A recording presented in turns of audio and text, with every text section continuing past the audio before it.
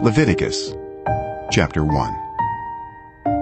The Lord called to Moses and spoke to him from the tent of meeting. He said, "Speak to the Israelites and say to them, when anyone among you brings an offering to the Lord, bring as your offering an animal from either the herd or the flock.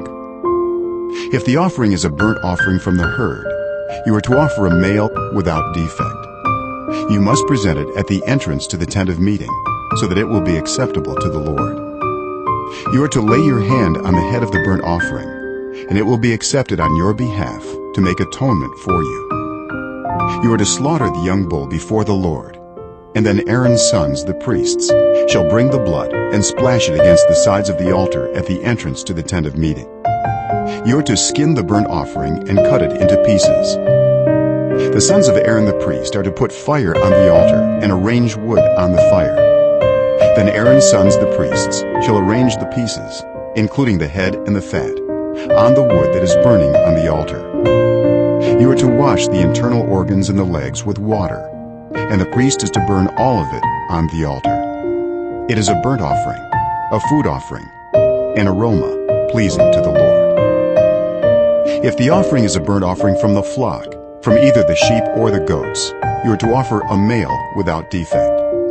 You are to slaughter it at the north side of the altar before the Lord, and Aaron's sons, the priests, shall splash its blood against the sides of the altar. You are to cut it into pieces, and the priest shall arrange them, including the head and the fat, on the wood that is burning on the altar. You are to wash the internal organs and the legs with water, and the priest is to bring all of them and burn them on the altar. It is a burnt offering, a food offering, an aroma pleasing to the Lord. If the offering to the Lord is a burnt offering of birds, you are to offer a dove or a young pigeon. The priest shall bring it to the altar, wring off the head, and burn it on the altar. Its blood shall be drained out on the side of the altar. He is to remove the crop and the feathers and throw them down east of the altar where the ashes are. He shall tear it open by the wings, not dividing it completely, and then the priest shall burn it on the wood that is burning on the altar. It is a burnt offering, a food offering, an aroma pleasing to the Lord.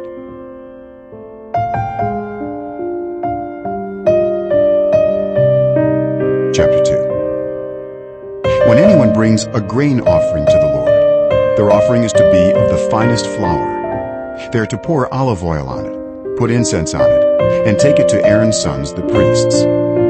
The priest shall take a handful of the flour and oil, together with all the incense, and burn this as a memorial portion on the altar, a food offering, an aroma pleasing to the Lord.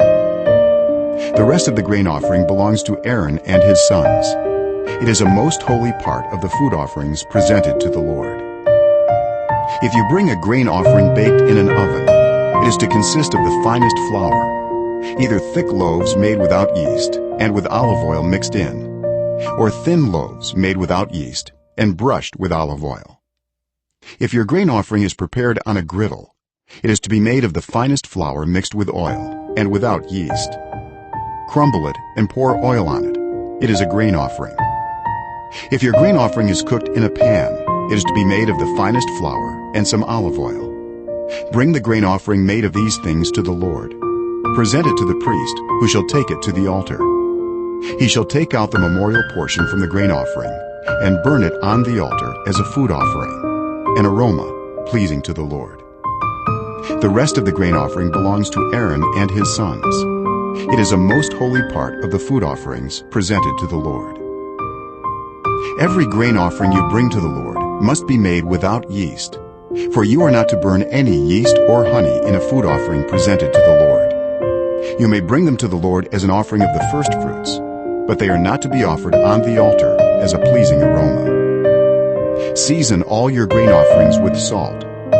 Do not leave the salt of the covenant of your God out of your grain offerings. Add salt to all your offerings. If you bring a grain offering of first fruits to the Lord, offer crushed heads of new grain roasted in the fire. Put oil and incense on it. It is a grain offering. The priest shall burn the memorial portion of the crushed grain and the oil, together with all the incense, as a food offering presented to the Lord.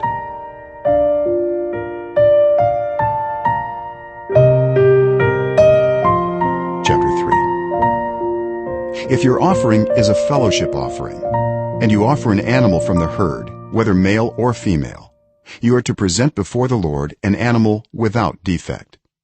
You are to lay your hand on the head of your offering and slaughter it at the entrance to the tent of meeting.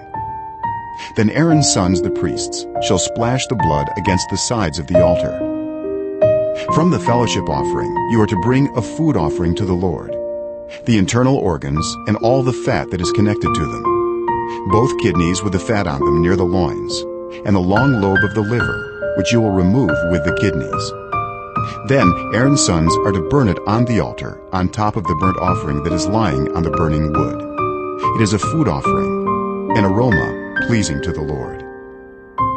If you offer an animal from the flock as a fellowship offering to the Lord, you are to offer a male or female without defect. If you offer a lamb, you are to present it before the Lord.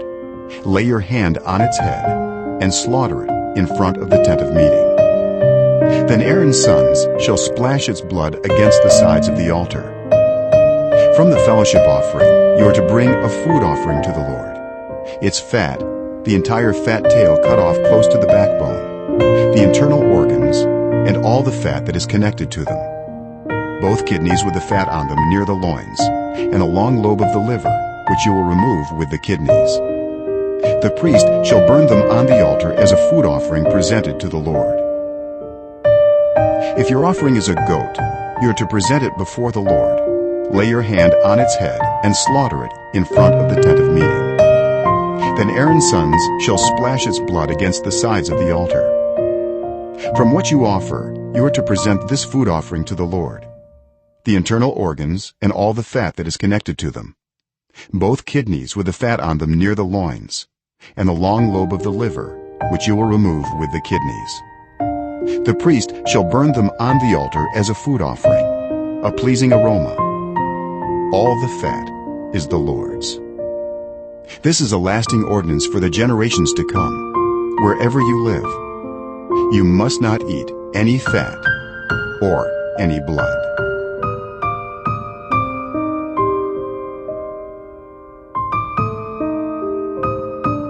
Chapter 4. The Lord said to Moses, "Say to the Israelites, when anyone sins unintentionally and does what is forbidden in any of the Lord's commands, if the anointed priest sins, bringing guilt on the people, he must bring to the Lord a young bull without defect as a sin offering for the sin he has committed. He is to present the bull at the entrance to the tent of meeting before the Lord. He is to lay his hand on its head and slaughter it there before the Lord. Then the anointed priest shall take some of the bull's blood and carry it into the tent of meeting. He is to dip his finger into the blood and sprinkle some of it 7 times before the Lord, in front of the curtain of the sanctuary. The priest shall then put some of the blood on the horns of the altar of fragrant incense that is before the Lord in the tent of meeting. The rest of the bull's blood he shall pour out at the base of the altar of burnt offering at the entrance to the tent of meeting. He shall remove all the fat from the bull of the sin offering, all the fat that is connected to the internal organs, both kidneys with the fat on them near the loins, and the long lobe of the liver, which he will remove with the kidneys, just as the fat is removed from the ox sacrificed as a fellowship offering. Then the priest shall burn them on the altar of burnt offering. But the hide of the bull and all its flesh, as well as the head and legs, the internal organs and the intestines, that is, all the rest of the bull, he must take outside the camp to a place ceremonially clean, where the ashes are thrown, and burn it there in a wood fire on the ash heap. If the whole Israelite community sins unintentionally and does what is forbidden in any of the Lord's commands, even though the community is unaware of the matter, when they realize their guilt and the sin they committed becomes known, the assembly must bring a young bull as a sin offering and present it before the tent of meeting. The elders of the community are to lay their hands on the bull's head before the Lord, and the bull shall be slaughtered before the Lord. Then the anointed priest is to take some of the bull's blood into the tent of meeting. He shall dip his finger into the blood and sprinkle it before the Lord 7 times in front of the curtain. He is to put some of the blood on the horns of the altar that is before the Lord in the tent of meeting. The rest of the blood he shall pour out at the base of the altar of burnt offering, at the entrance to the tent of meeting. He shall remove all the fat from it, and burn it on the altar. And do with this bull just as he did with the bull for the sin offering. In this way the priest will make atonement for the community, and they will be forgiven. Then he shall take the bull outside the camp, and burn it as he burned the first bull. This is the sin offering for the community. When a leader sins unintentionally and does what is forbidden in any of the commands of the Lord his God, when he realizes his guilt and the sin he has committed becomes known, he must bring as his offering a male goat without defect. He is to lay his hand on the goat's head and slaughter it at the place where the burnt offering is slaughtered before the Lord. It is a sin offering. Then the priest shall take some of the blood of the sin offering with his finger and put it on the horns of the altar of burnt offering, and pour out the rest of the blood at the base of the altar. He shall burn all the fat on the altar as he burned the fat of the fellowship offering. In this way the priest will make atonement for the leader's sin, and he will be forgiven.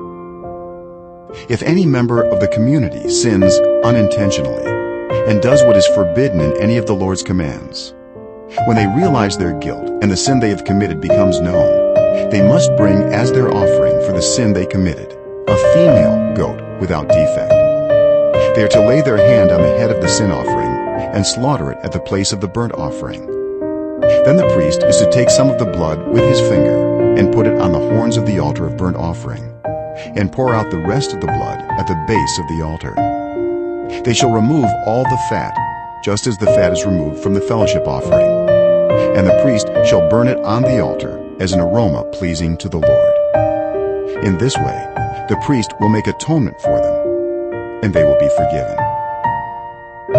If someone brings a lamb as their sin offering, they are to bring a female without defect. They are to lay their hand on its head and slaughter it for a sin offering at the place where the burnt offering is slaughtered. Then the priest shall take some of the blood of the sin offering with his finger and put it on the horns of the altar of burnt offering, and pour out the rest of the blood at the base of the altar. They shall remove all the fat, just as the fat is removed from the lamb of the fellowship offering, and the priest shall burn it on the altar on top of the food offerings presented to the Lord. In this way the priest will make atonement for them for the sin they have committed, and they will be forgiven.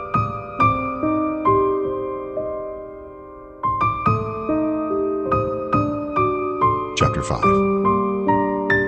If anyone sins because they do not speak up when they hear a public charge to testify regarding something they have seen or learned about, they will be held responsible.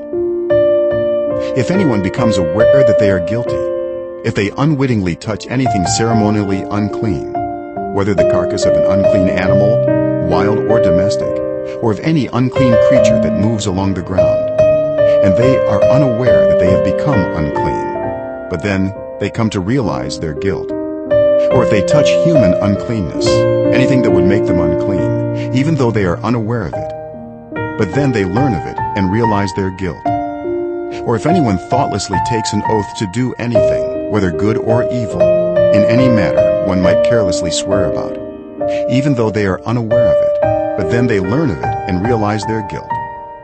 When anyone becomes aware that they are guilty in any of these matters, they must confess in what way they have sinned. As a penalty for the sin they have committed, they must bring to the Lord a female lamb or goat from the flock as a sin offering, and the priest shall make atonement for them for their sin. Anyone who cannot afford a lamb is to bring 2 doves or 2 young pigeons to the Lord as a penalty for their sin, one for a sin offering and the other for a burnt offering. They are to bring them to the priest, who shall first offer the one for the sin offering. He is to wring its head from its neck, not dividing it completely, and is to splash some of the blood of the sin offering against the side of the altar. The rest of the blood must be drained out at the base of the altar. It is a sin offering. The priest shall then offer the other as a burnt offering in the prescribed way, and make atonement for them for the sin they have committed, and they will be forgiven.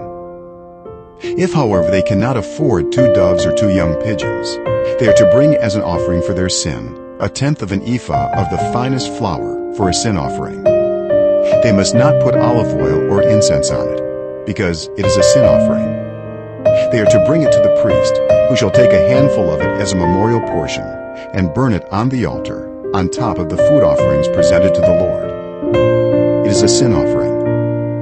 In this way, the priest will make atonement for them for any of these sins they have committed, and they will be forgiven. The rest of the offering will belong to the priest, as in the case of the grain offering. The Lord said to Moses, "When anyone is unfaithful to the Lord by sinning unintentionally in regard to any of the Lord's holy things, they are to bring to the Lord as a penalty a ram from the flock, one without defect and of the proper value in silver, according to the sanctuary shekel. It is a guilt offering. They must make restitution for what they have failed to do in regard to the holy things, pay an additional penalty of a fifth of its value, and give it all to the priest. The priest will make atonement for them with the ram as a guilt offering, and they will be forgiven. If anyone sins and does what is forbidden in any of the Lord's commands, even though they do not know it, they are guilty and will be held responsible. They are to bring to the priest as a guilt offering a ram from the flock, one without defect and of the proper value. In this way, the priest will make atonement for them for the wrong they have committed unintentionally, and they will be forgiven. It is a guilt offering. They have been guilty of wrongdoing against the Lord.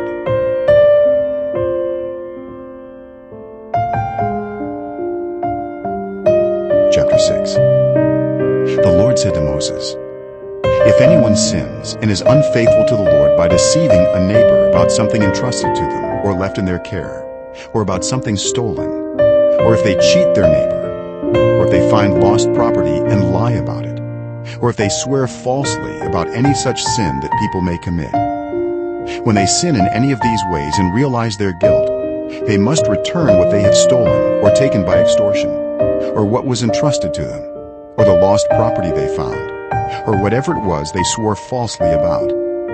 They must make restitution in full, add a fifth of the value to it, and give it all to the owner on the day they present their guilt offering.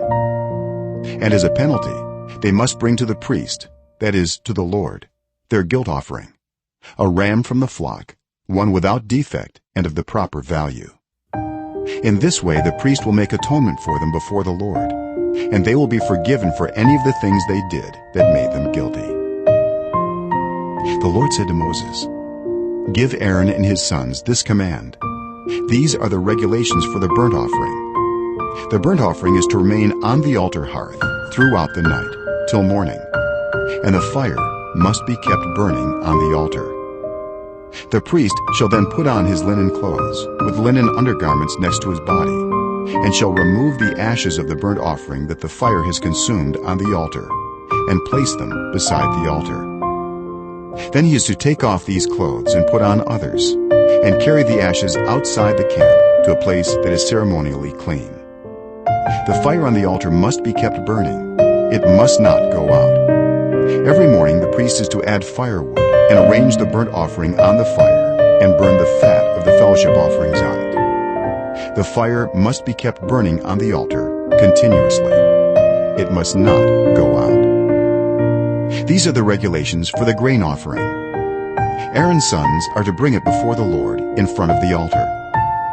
The priest is to take a handful of the finest flour and some olive oil, together with all the incense on the grain offering, and burn the memorial portion on the altar as an aroma pleasing to the Lord. Aaron and his sons shall eat the rest of it, but it is to be eaten without yeast in the sanctuary area. They are to eat it in the courtyard of the tent of meeting. It must not be baked with yeast. I have given it as their share of the food offerings presented to me. Like the sin offering and the guilt offering, it is most holy. Any male descendant of Aaron may eat it. For all generations to come, it is his perpetual share of the food offerings presented to the Lord. Whatever touches them will become holy. The Lord also said to Moses, "This is the offering Aaron and his sons are to bring to the Lord on the day he is anointed: 1/10 of an ephah of the finest flour as a regular grain offering, half of it in the morning and half in the evening. It must be prepared with oil on a griddle. Bring it well mixed and present the grain offering broken in pieces as an aroma pleasing to the Lord. The son who is to succeed him as anointed priest shall prepare it. It is the Lord's perpetual share and is to be burned completely. Every grain offering of a priest shall be burned completely. It must not be eaten. The Lord said to Moses, "Say to Aaron and his sons, these are the regulations for the sin offering. The sin offering is to be slaughtered before the Lord in the place the burnt offering is slaughtered. It is most holy. The priest who offers it shall eat it. It is to be eaten in the sanctuary area in the courtyard of the tent of meeting. Whatever touches any of the flesh will become holy. And if any of the blood is spattered on a garment, you must wash it in the sanctuary area. The clay pot the meat is cooked in must be broken. But if it is cooked in a bronze pot, the pot is to be scoured and rinsed with water. Any male in a priest's family may eat it. It is most holy. But any sin offering whose blood is brought into the tent of meeting to make atonement in the holy place must not be eaten. It must be burned up."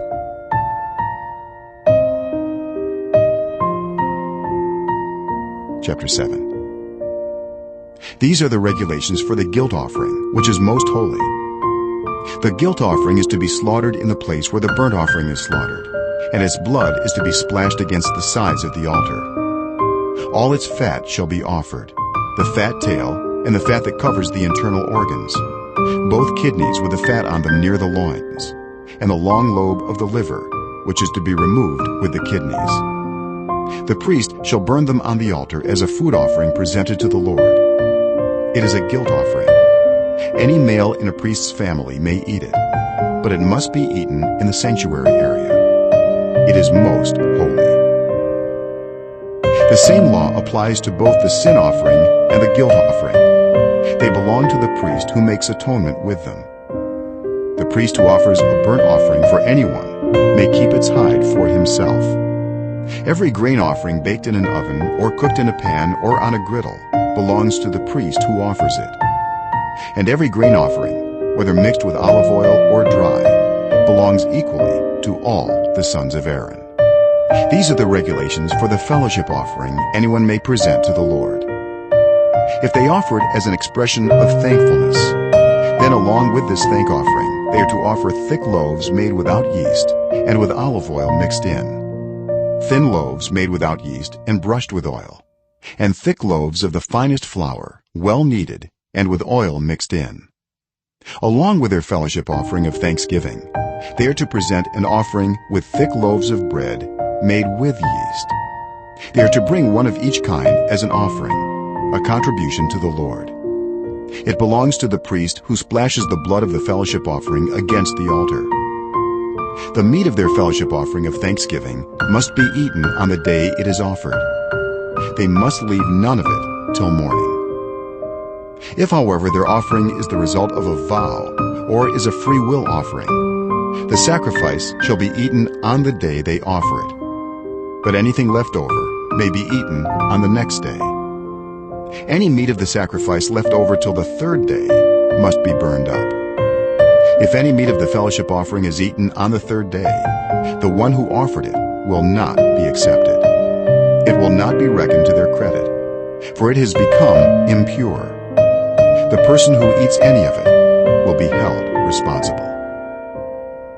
Meat that touches anything ceremonially unclean must not be eaten. It must be burned up. As for other meat, anyone ceremonially clean may eat it. But if anyone who is unclean eats any meat of the fellowship offering belonging to the Lord, they must be cut off from their people. Anyone who touches something unclean, whether human uncleanness or an unclean animal, or any unclean creature that moves along the ground, and then eats any of the meat of the fellowship offering belonging to the Lord, must be cut off from their people. The Lord said to Moses, "Say to the Israelites, do not eat any of the fat of cattle, sheep, or goats. The fat of an animal found dead or torn by wild animals may be used for any other purpose, but you must not eat it. Anyone who eats the fat of an animal from which a food offering may be presented to the Lord must be cut off from their people. And wherever you live, you must not eat the blood of any bird or animal. Anyone who eats blood must be cut off from their people. The Lord said to Moses, "Say to the Israelites, anyone who brings a fellowship offering to the Lord is to bring part of it as their sacrifice to the Lord. With their own hands, they are to present the food offering to the Lord. They are to bring the fat together with the breast and wave the breast before the Lord as a wave offering. The priest shall burn the fat on the altar, but the breast belongs to Aaron and his sons. You are to give the right thigh of your fellowship offerings to the priest as a contribution. The son of Aaron who offers the blood and the fat of the fellowship offering shall have the right thigh as his share. From the fellowship offerings of the Israelites, I have taken the breast that is waved and the thigh that is presented, and have given them to Aaron the priest and his sons as their perpetual share from the Israelites. This is the portion of the food offerings presented to the Lord that were allotted to Aaron and his sons on the day they were presented to serve the Lord as priests. On the day they were anointed, the Lord commanded that the Israelites give this to them as their perpetual share for the generations to come. These then are the regulations for the burnt offering, the grain offering, the sin offering, the guilt offering, the ordination offering, and the fellowship offering, which the Lord gave Moses at Mount Sinai in the desert of Sinai on the day he commanded the Israelites to bring their offerings to the Lord.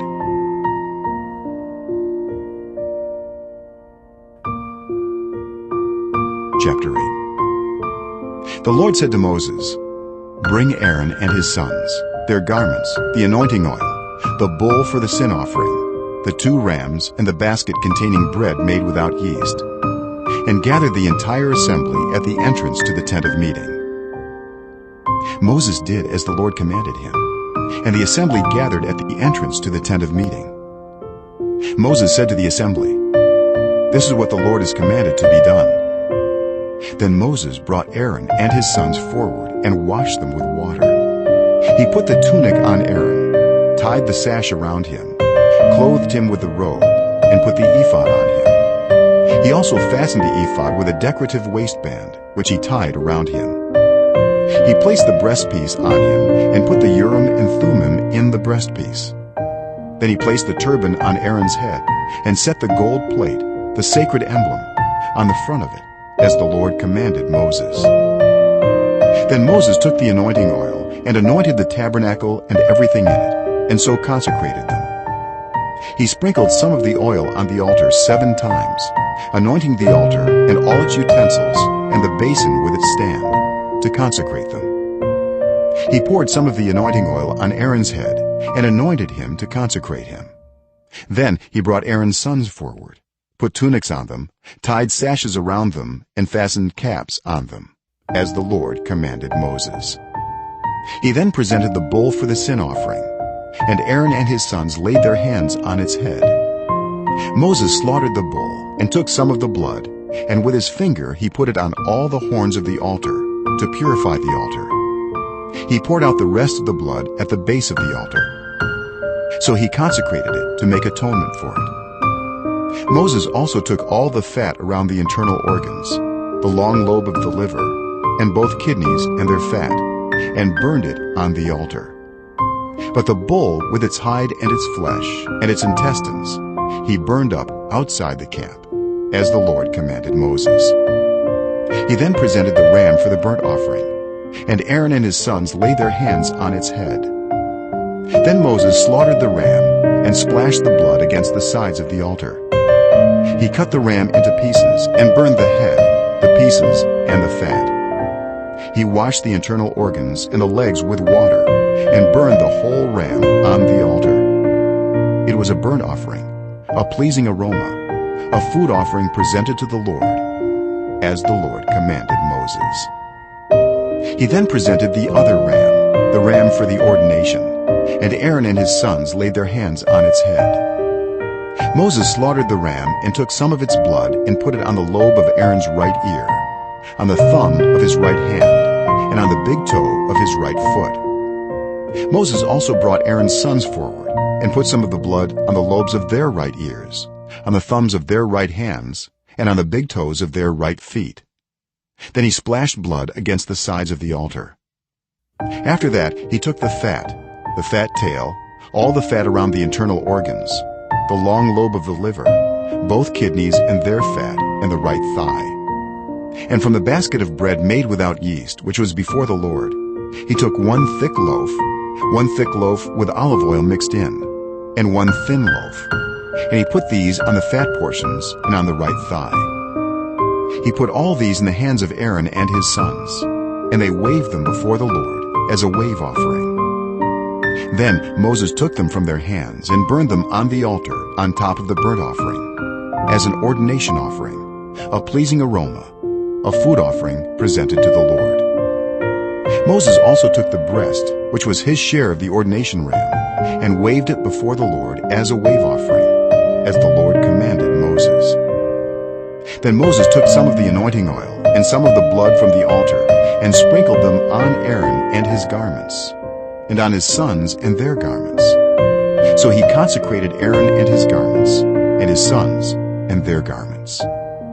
Moses then said to Aaron and his sons, "Cook the meat at the entrance to the tent of meeting, and eat it there with the bread from the basket of ordination offerings. As I was commanded, Aaron and his sons are to eat it. Then burn up the rest of the meat and the bread. Do not leave the entrance to the tent of meeting for 7 days, until the days of your ordination are completed, for your ordination will last 7 days. What has been done today was commanded by the Lord to make atonement for you. You must stay at the entrance to the tent of meeting day and night for 7 days, and do what the Lord requires, so you will not die. For that is what I have been commanded." So Aaron and his sons did everything the Lord commanded through Moses.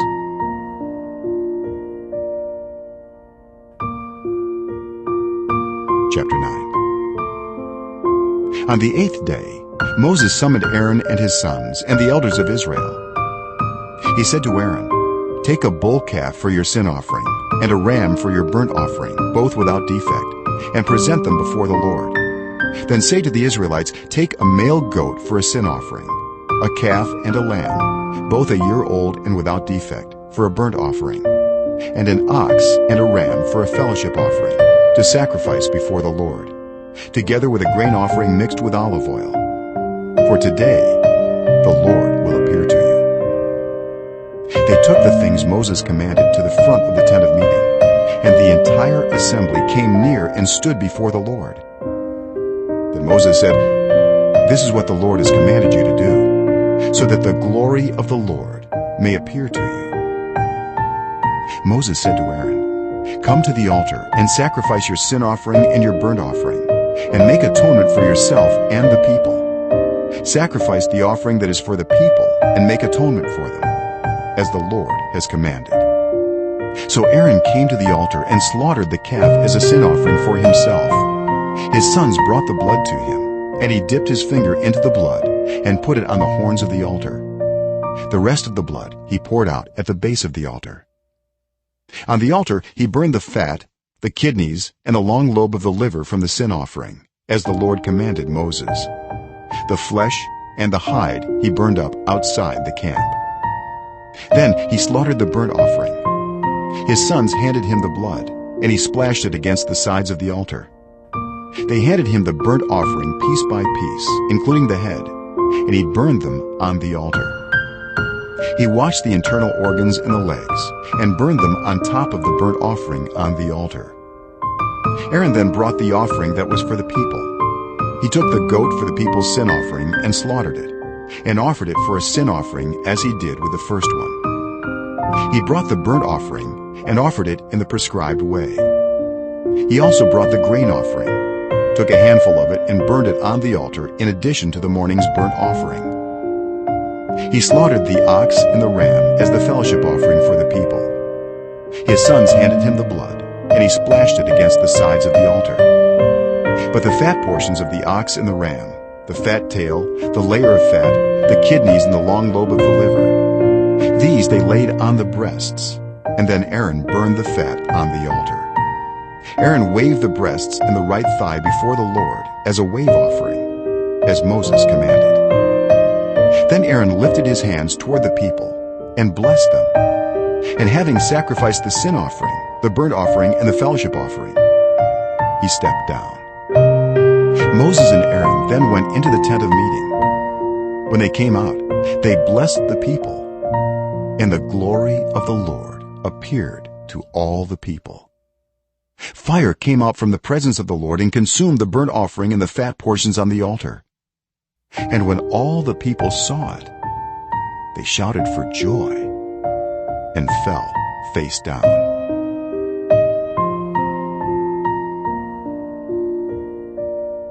Chapter 10. Aaron's sons, Nadab and Abihu, took their censers, put fire in them, and added incense. And they offered unauthorized fire before the Lord, contrary to his command. So fire came out from the presence of the Lord and consumed them, and they died before the Lord. Moses then said to Aaron, "This is what the Lord spoke of when he said, 'Among those who approach me, I will be proved holy. In the sight of all the people, I will be honored.'" Aaron remained silent. Moses summoned Mishael and Elzaphan, sons of Aaron's uncle Uziel, and said to them, "Come here. Carry your cousins outside the camp, away from the front of the sanctuary." So they came and carried them, still in their tunics, outside the camp, as Moses ordered. Then Moses said to Aaron and his sons Eleazar and Ithamar, "Do not let your hair become unkempt, and do not tear your clothes, or you will die, and the Lord will be angry with the whole community. But your relatives, all the Israelites, may mourn for those the Lord has destroyed by fire. Do not leave the entrance to the tent of meeting, or you will die, because the Lord's anointing oil is on you."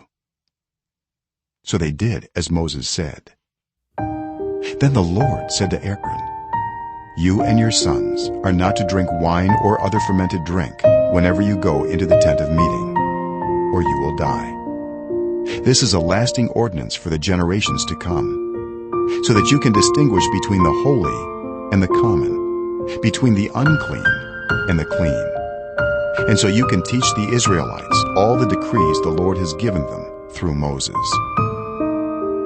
Moses said to Aaron and his remaining sons Eleazar and Ithamar, "Take the grain offering left over from the food offerings prepared without yeast and presented to the Lord, and eat it beside the altar, for it is most holy. Eat it in the sanctuary area, because it is your share and your son's share of the food offerings presented to the Lord.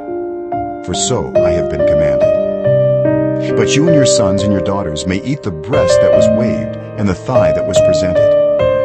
Eat them in a ceremonially clean place. They have been given to you and your children as your share of the Israelites' fellowship offerings. The thigh that was presented and the breast that was waved must be brought with the fat portions of the food offerings, to be waved before the Lord as a wave offering. This will be the perpetual share for you and your children, as the Lord has commanded."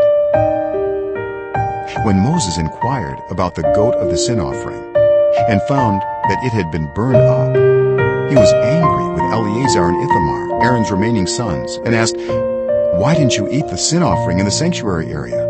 It is most holy. It was given to you to take away the guilt of the community by making atonement for them before the Lord. Since its blood was not taken into the holy place, you should have eaten the goat in the sanctuary area, as I commanded." Aaron replied to Moses, "Today they sacrificed their sin offering and their burnt offering before the Lord. But such things as this have happened to me. Would the Lord have been pleased if I had eaten the sin offering today?" When Moses heard this, he was satisfied.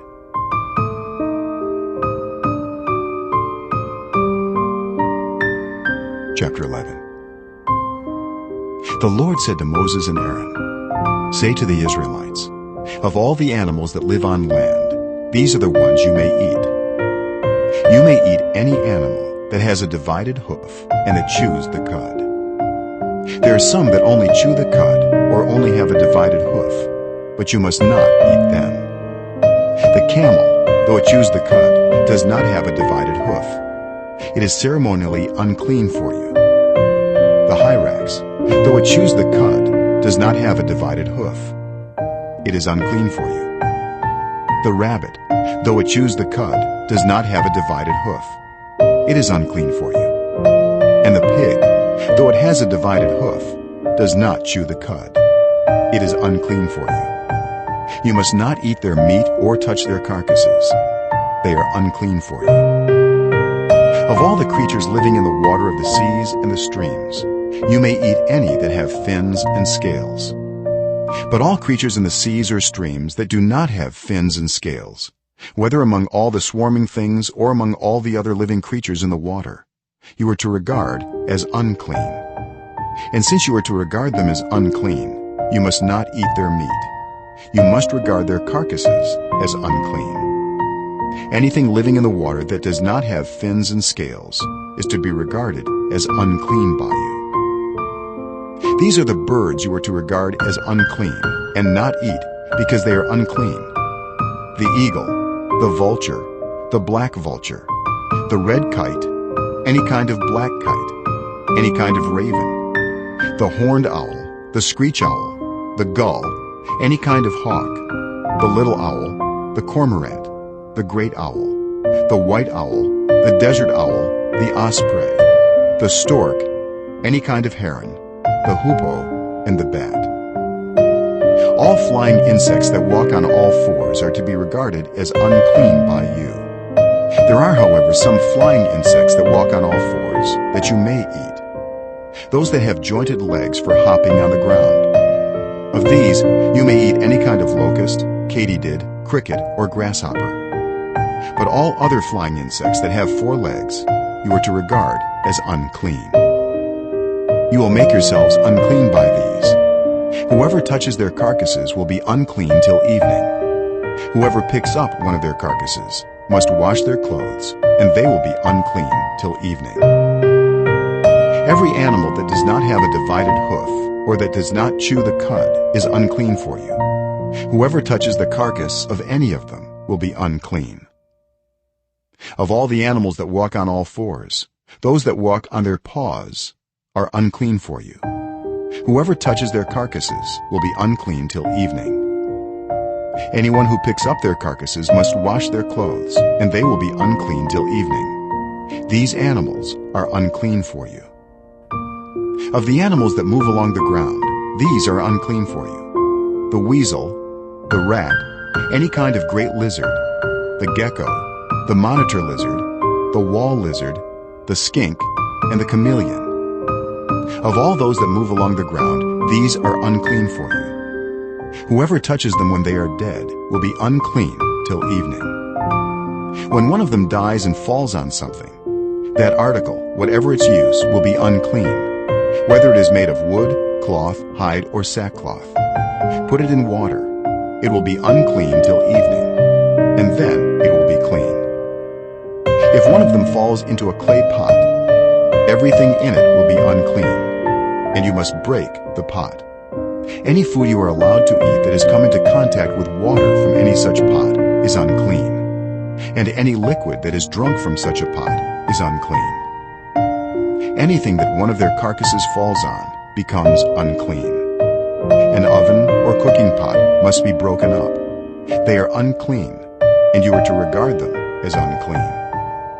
A spring, however, or a cistern for collecting water remains clean, but anyone who touches one of these carcasses is unclean. If a carcass falls on any seeds that are to be planted, they remain clean. But if water has been put on the seed and a carcass falls on it, it is unclean for you. If an animal that you are allowed to eat dies, anyone who touches its carcass will be unclean till evening. Anyone who eats some of its carcass must wash their clothes, and they will be unclean till evening. Anyone who picks up the carcass must wash their clothes, and they will be unclean till evening. Every creature that moves along the ground is to be regarded as unclean.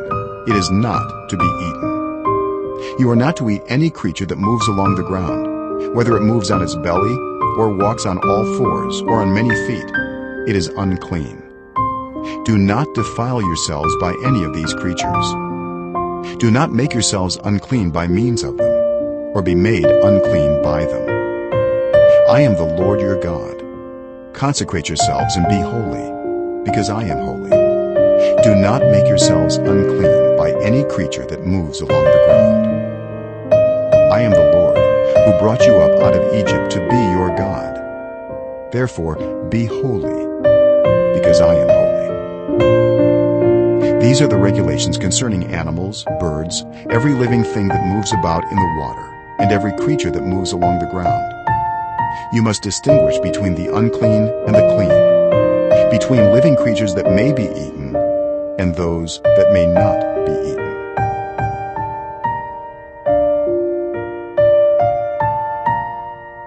Chapter 12. The Lord said to Moses, "Say to the Israelites, a woman who becomes pregnant and gives birth to a son will be ceremonially unclean for 7 days, just as she is unclean during her monthly period. On the 8th day, the boy is to be circumcised.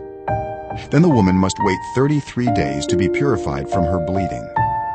She must not touch anything sacred or go to the sanctuary until the days of her purification are over. If she gives birth to a daughter, for 2 weeks the woman will be unclean, as during her period. Then she must wait 66 days to be purified from her bleeding. When the days of her purification for a son or daughter are over, she is to bring to the priest at the entrance to the tent of meeting a year-old lamb for a burnt offering and a young pigeon or a dove for a sin offering. He shall offer them before the Lord to make atonement for her, and then she will be ceremonially clean from her flow of blood. These are the regulations for the woman who gives birth to a boy or a girl. But if she cannot afford a lamb, she is to bring 2 doves or 2 young pigeons, one for a burnt offering and the other for a sin offering. In this way, the priest will make atonement for her, and she will be clean.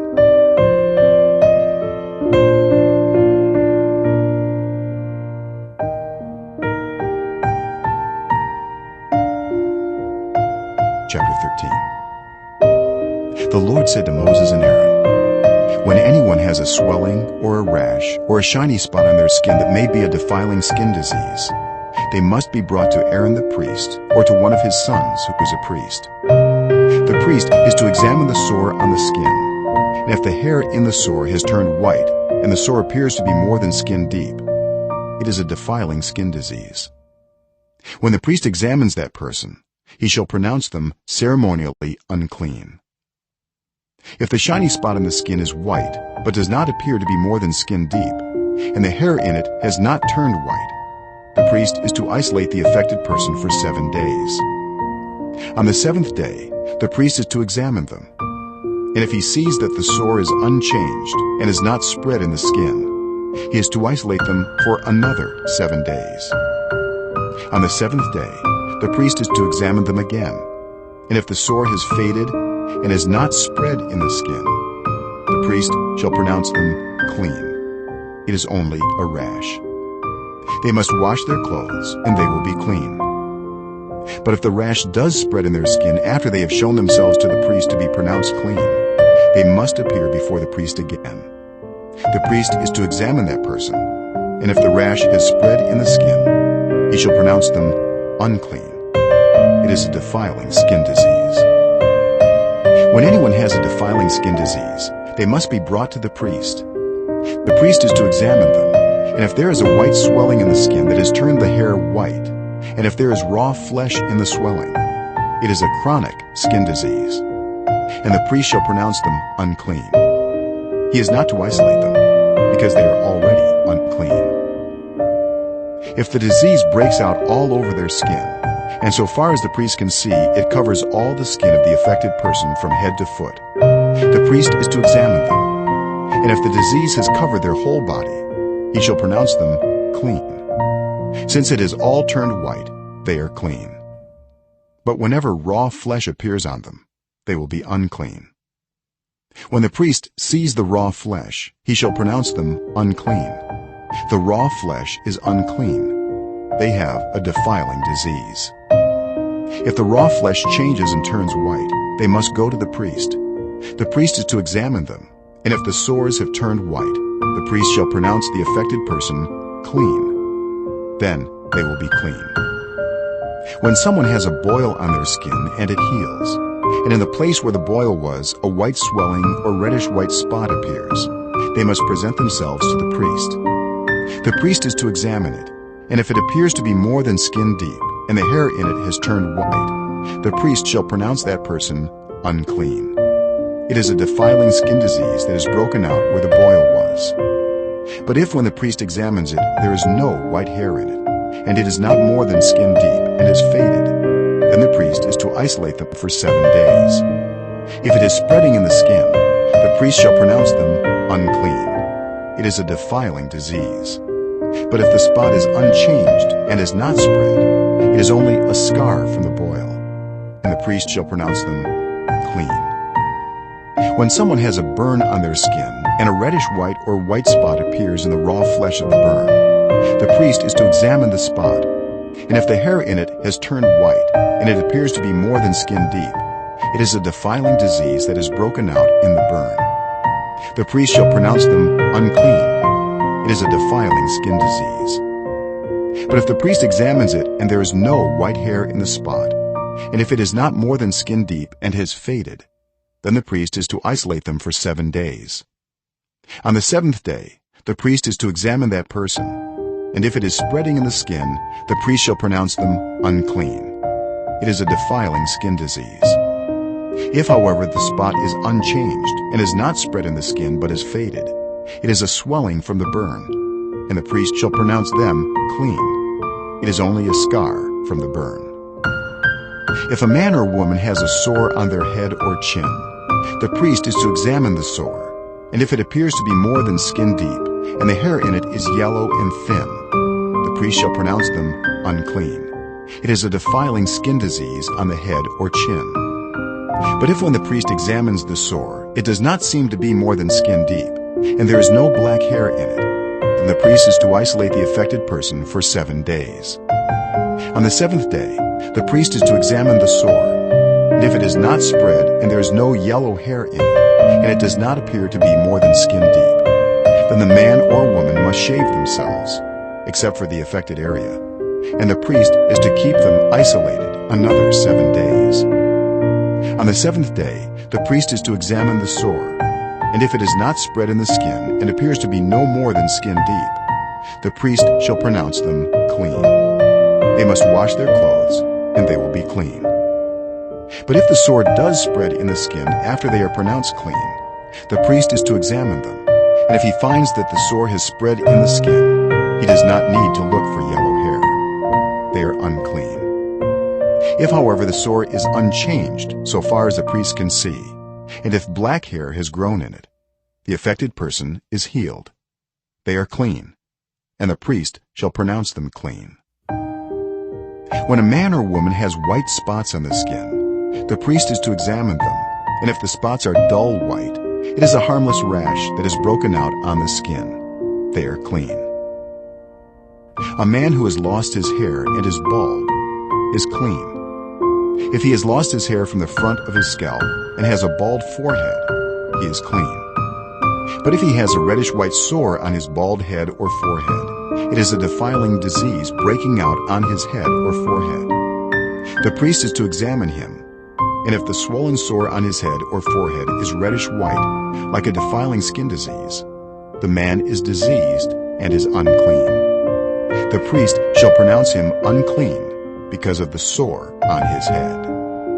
Anyone with such a defiling disease must wear torn clothes, let their hair be unkempt, cover the lower part of their face, and cry out, "Unclean, unclean." As long as they have the disease, they remain unclean. They must live alone. They must live outside the camp. As for any fabric that is spoiled with a defiling mold, any woolen or linen clothing, any woven or knitted material of linen or wool, any leather or anything made of leather. If the affected area in the fabric, the leather, the woven or knitted material, or any leather article is greenish or reddish, it is a defiling mold and must be shown to the priest. The priest is to examine the affected area and isolate the article for 7 days. On the 7th day he is to examine it, and if the mold has spread in the fabric, the woven or knitted material, or the leather, whatever its use, it is a persistent, defiling mold.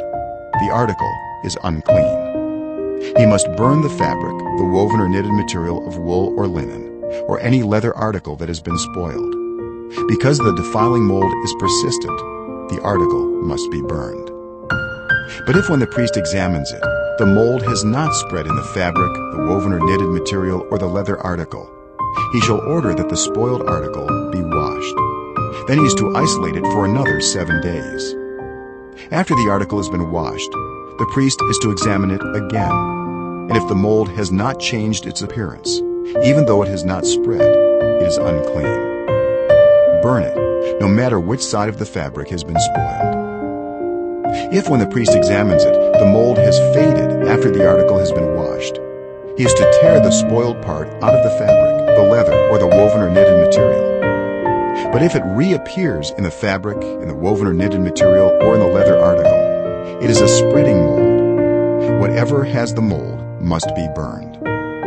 Any fabric, woven or knitted material, or any leather article that has been washed and is rid of the mold must be washed again. Then it will be clean. These are the regulations concerning defiling molds in woolen or linen clothing, woven or knitted material, or any leather article, for pronouncing them clean or unclean.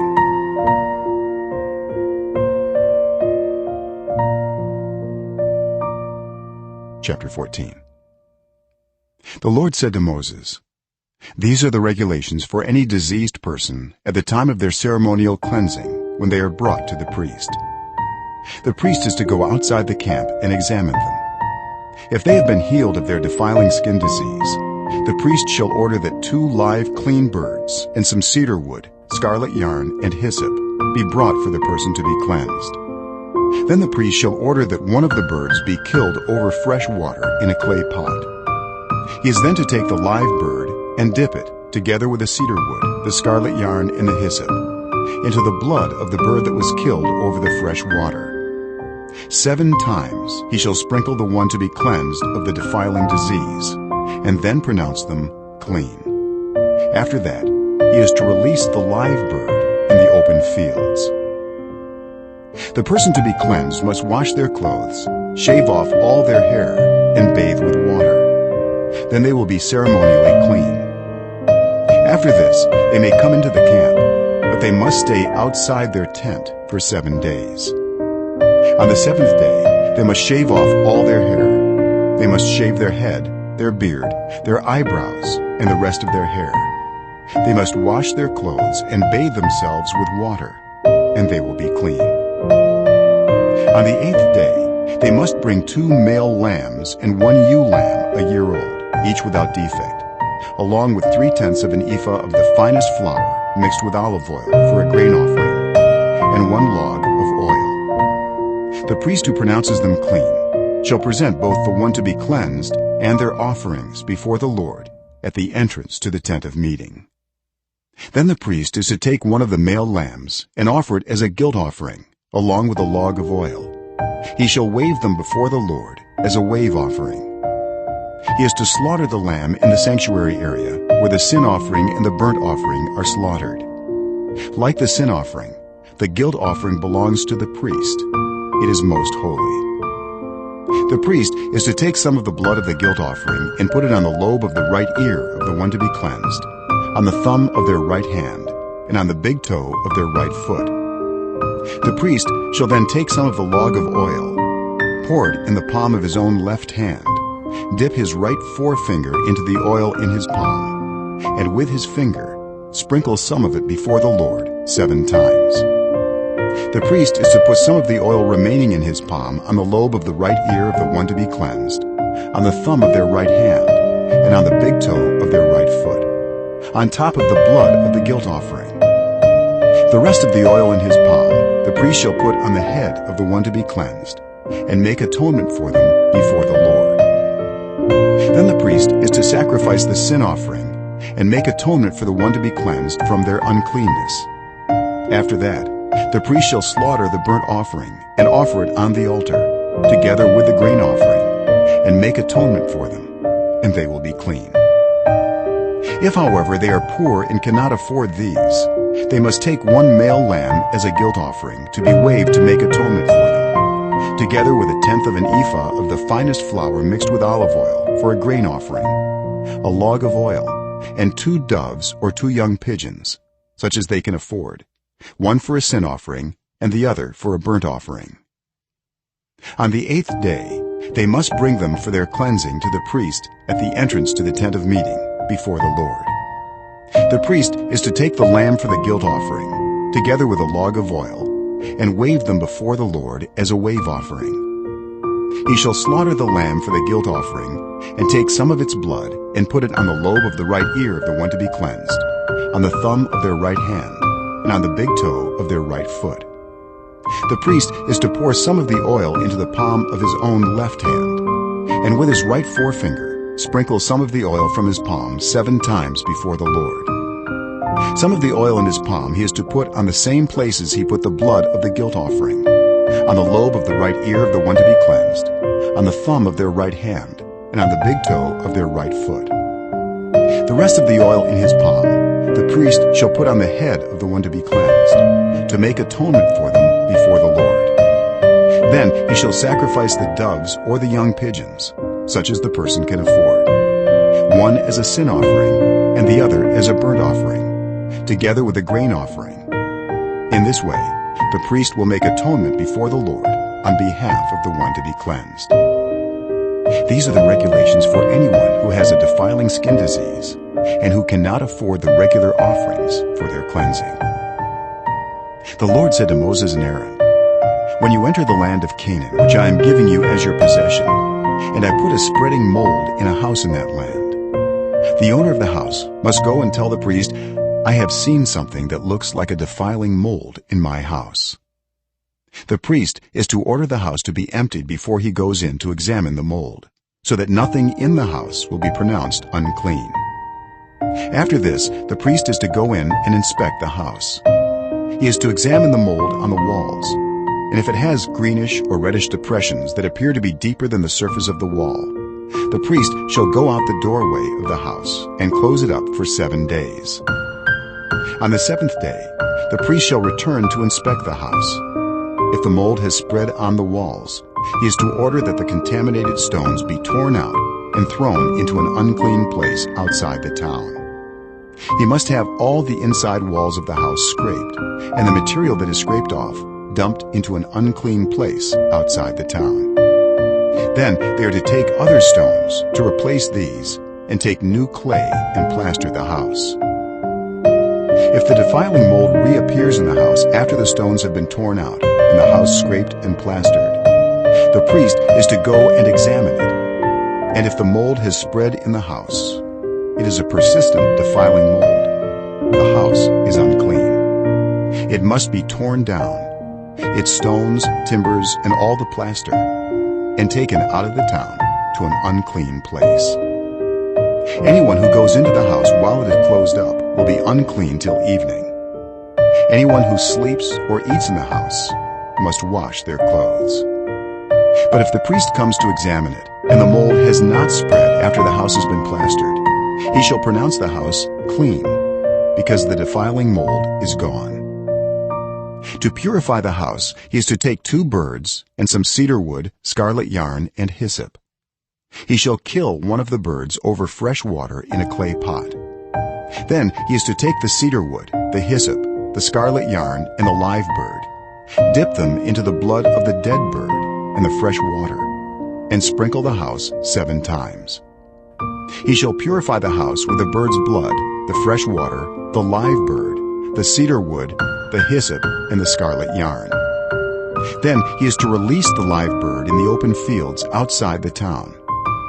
In this way, he will make atonement for the house, and it will be clean. These are the regulations for any defiling skin disease, for a sore, for defiling molds in fabric or in a house, and for a swelling, a rash, or a shiny spot, to determine when something is clean or unclean. These are the regulations for defiling skin diseases and defiling molds.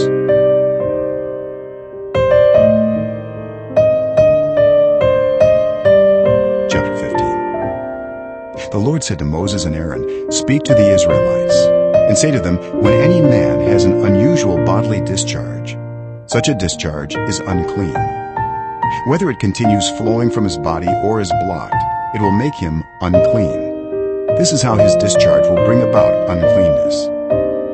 Any bed the man with a discharge lies on will be unclean, and anything he sits on will be unclean. Anyone who touches his bed must wash their clothes and bathe with water, and they will be unclean till evening. Whoever sits on anything that the man with a discharge sat on must wash their clothes and bathe with water, and they will be unclean till evening. Whoever touches the man who has a discharge must wash their clothes and bathe with water, and they will be unclean till evening. If the man with a discharge spits on anyone who is clean, they must wash their clothes and bathe with water, and they will be unclean till evening. Everything the man sits on when riding will be unclean, and whoever touches any of the things that were under him will be unclean till evening. Whoever picks up those things must wash their clothes and bathe with water, and they will be unclean till evening. Anyone the man with a discharge touches without rinsing his hands with water must wash their clothes and bathe with water, and they will be unclean till evening. A clay pot that the man touches must be broken, and any wooden article is to be rinsed with water. When a man is cleansed from his discharge, he is to count off 7 days for his ceremonial cleansing. He must wash his clothes and bathe himself with fresh water, and he will be clean.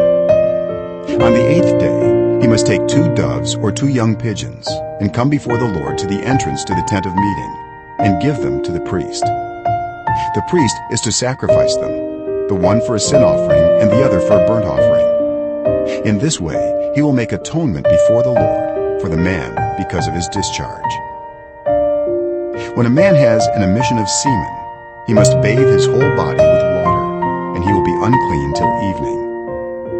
Any clothing or leather that has semen on it must be washed with water, and it will be unclean till evening.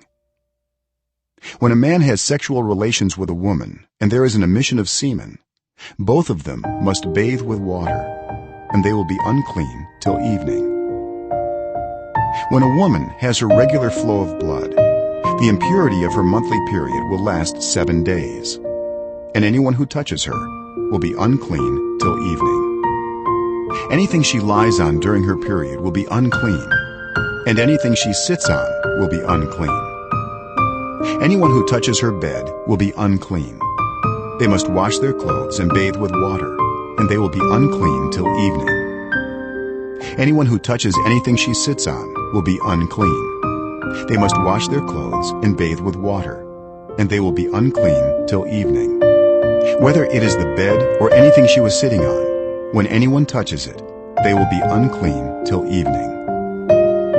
If a man has sexual relations with her and her monthly flow touches him, he will be unclean for 7 days.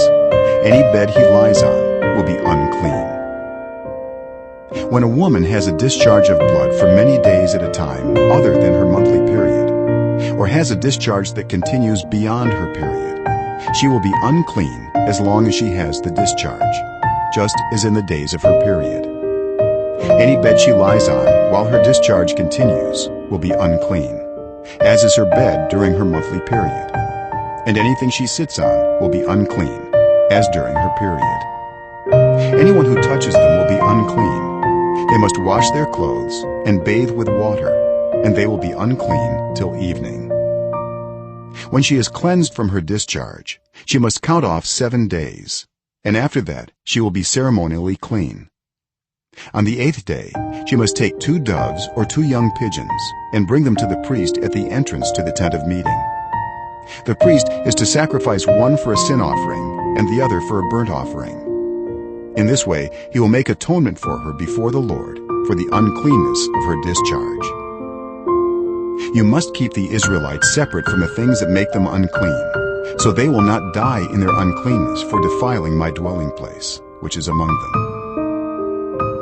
These are the regulations for a man with a discharge, for anyone made unclean by an emission of semen, for a woman in her monthly period, for a man or a woman with a discharge, and for a man who has sexual relations with a woman who is ceremonially unclean.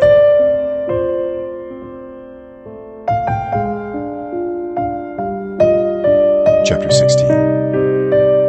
The Lord spoke to Moses after the death of the two sons of Aaron, who died when they approached the Lord. The Lord said to Moses, "Tell your brother Aaron that he is not to come whenever he chooses into the most holy place behind the curtain in front of the atonement cover on the ark, or else he will die. For I will appear in the cloud over the atonement cover. This is how Aaron is to enter the most holy place. He must first bring a young bull for a sin offering and a ram for a burnt offering. He is to put on the sacred linen tunic with linen undergarments next to his body. He is to tie the linen sash around him and put on the linen turban. These are sacred garments, so he must bathe himself with water before he puts them on. From the Israelite community, he is to take 2 male goats for a sin offering and a ram for a burnt offering. Aaron is to offer the bull for his own sin offering to make atonement for himself and his household. Then he is to take the 2 goats and present them before the Lord at the entrance to the tent of meeting.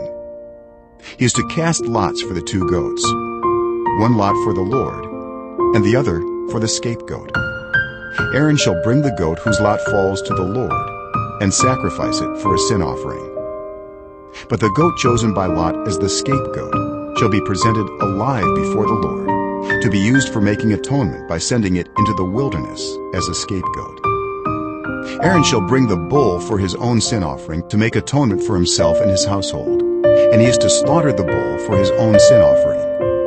He is to take a censer full of burning coals from the altar before the Lord, and 2 handfuls of finely ground fragrant incense, and take them behind the curtain. He is to put the incense on the fire before the Lord, and the smoke of the incense will conceal the atonement cover above the tablets of the covenant law, so that he will not die. He is to take some of the bull's blood and with his fingers sprinkle it on the front of the atonement cover. Then he shall sprinkle some of it with his fingers 7 times before the atonement cover. He shall then slaughter the goat for the sin offering for the people, and take its blood behind the curtain, and do with it as he did with the bull's blood. He shall sprinkle it on the atonement cover and in front of it. In this way he will make atonement for the most holy place because of the uncleanness and rebellion of the Israelites, whatever their sins have been. He is to do the same for the tent of meeting, which is among them in the midst of their uncleanness.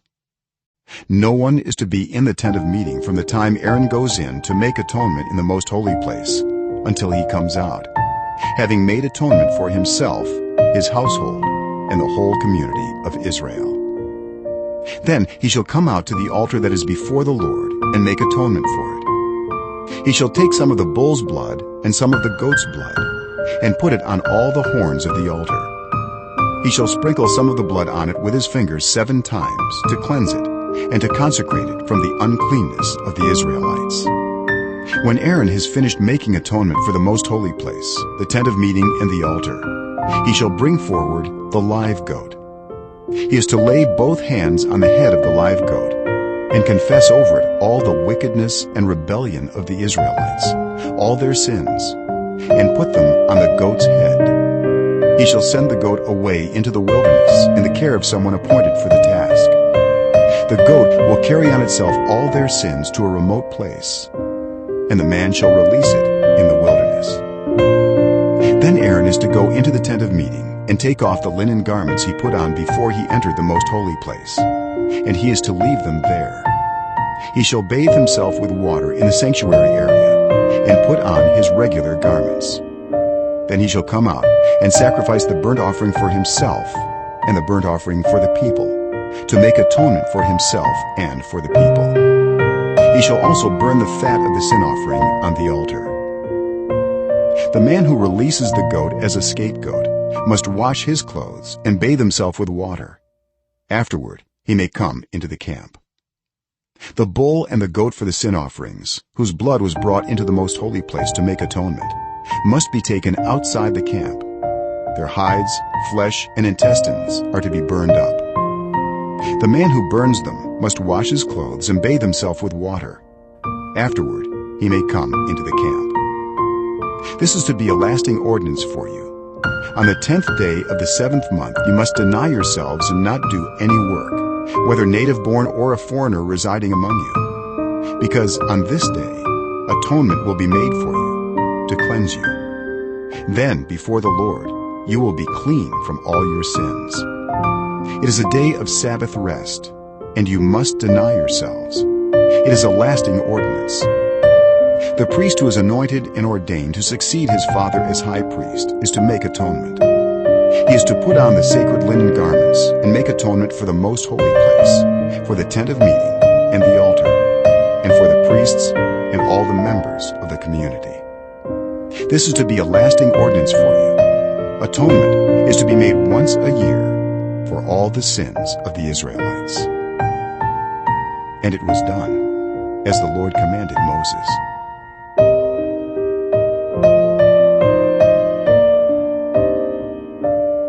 Chapter 17. The Lord said to Moses, "Speak to Aaron and his sons and to all the Israelites, and say to them, this is what the Lord has commanded. Any Israelite who sacrifices an ox, a lamb, or a goat in the camp or outside of it, instead of bringing it to the entrance to the tent of meeting to present it as an offering to the Lord in front of the tabernacle of the Lord, that person shall be considered guilty of bloodshed. They have shed blood and must be cut off from their people. This is so the Israelites will bring to the Lord the sacrifices they are now making in the open fields.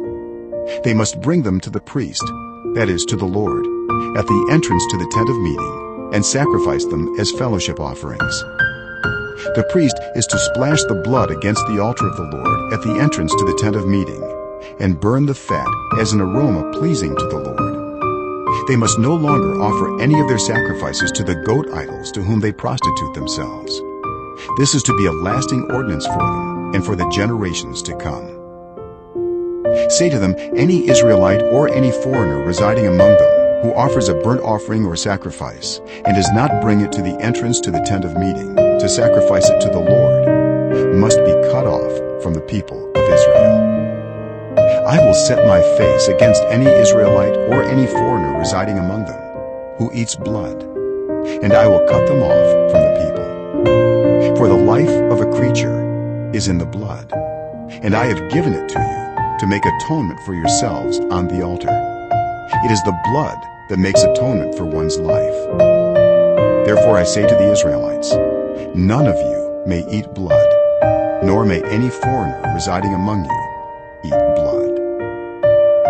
Any Israelite or any foreigner residing among you who hunts any animal or bird that may be eaten must drain out the blood and cover it with earth, because the life of every creature is its blood. That is why I have said to the Israelites, you must not eat the blood of any creature, because the life of every creature is its blood. Anyone who eats it must be cut off.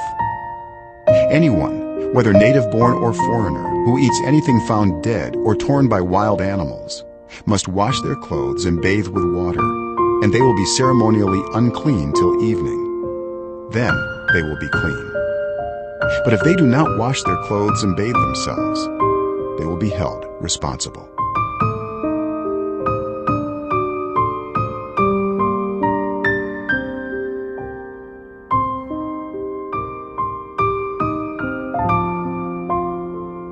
Chapter 18. The Lord said to Moses, "Speak to the Israelites, and say to them, I am the Lord your God. You must not do as they do in Egypt, where you used to live, and you must not do as they do in the land of Canaan, where I am bringing you. Do not follow their practices. You must obey my laws and be careful to follow my decrees. I am the Lord your God. Keep my decrees and laws, for the person who obeys them will live by them. I am the Lord. No one is to approach any close relative to have sexual relations. I am the Lord. Do not dishonor your father by having sexual relations with your mother. She is your mother. Do not have relations with her. Do not have sexual relations with your father's wife. That would dishonor your father. Do not have sexual relations with your sister, either your father's daughter or your mother's daughter, whether she was born in the same home or elsewhere. Do not have sexual relations with your son's daughter or your daughter's daughter. That would dishonor you. Do not have sexual relations with the daughter of your father's wife, born to your father. She is your sister. Do not have sexual relations with your father's sister. She is your father's close relative. Do not have sexual relations with your mother's sister, because she is your mother's close relative. Do not dishonor your father's brother by approaching his wife to have sexual relations. She is your aunt. Do not have sexual relations with your daughter-in-law. She is your son's wife. Do not have relations with her. Do not have sexual relations with your brother's wife. That would dishonor your brother. Do not have sexual relations with both a woman and her daughter. Do not have sexual relations with either her son's daughter or her daughter's daughter. They are her close relatives. That is wickedness. Do not take your wife's sister as a rival wife and have sexual relations with her while your wife is living. Do not approach a woman to have sexual relations during the uncleanness of her monthly period. Do not have sexual relations with your neighbor's wife and defile yourself with her. Do not give any of your children to be sacrificed to Molech, for you must not profane the name of your God. I am the Lord. Do not have sexual relations with a man as one does with a woman. That is detestable. Do not have sexual relations with an animal and defile yourself with it. A woman must not present herself to an animal to have sexual relations with it. That is a perversion. Do not defile yourselves in any of these ways, because this is how the nations that I'm going to drive out before you became defiled. Even the land was defiled, so I punished it for its sin, and the land vomited out its inhabitants.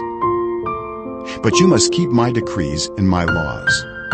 The native-born and the foreigners residing among you must not do any of these detestable things. For all these things were done by the people who lived in the land before you, and the land became defiled. And if you defile the land, it will vomit you out, as it vomited out the nations that were before you. Everyone who does any of these detestable things, such persons must be cut off from their people. Keep my requirements, and do not follow any of the detestable customs that were practiced before you came, and do not defile yourselves with them. I am the Lord, your God.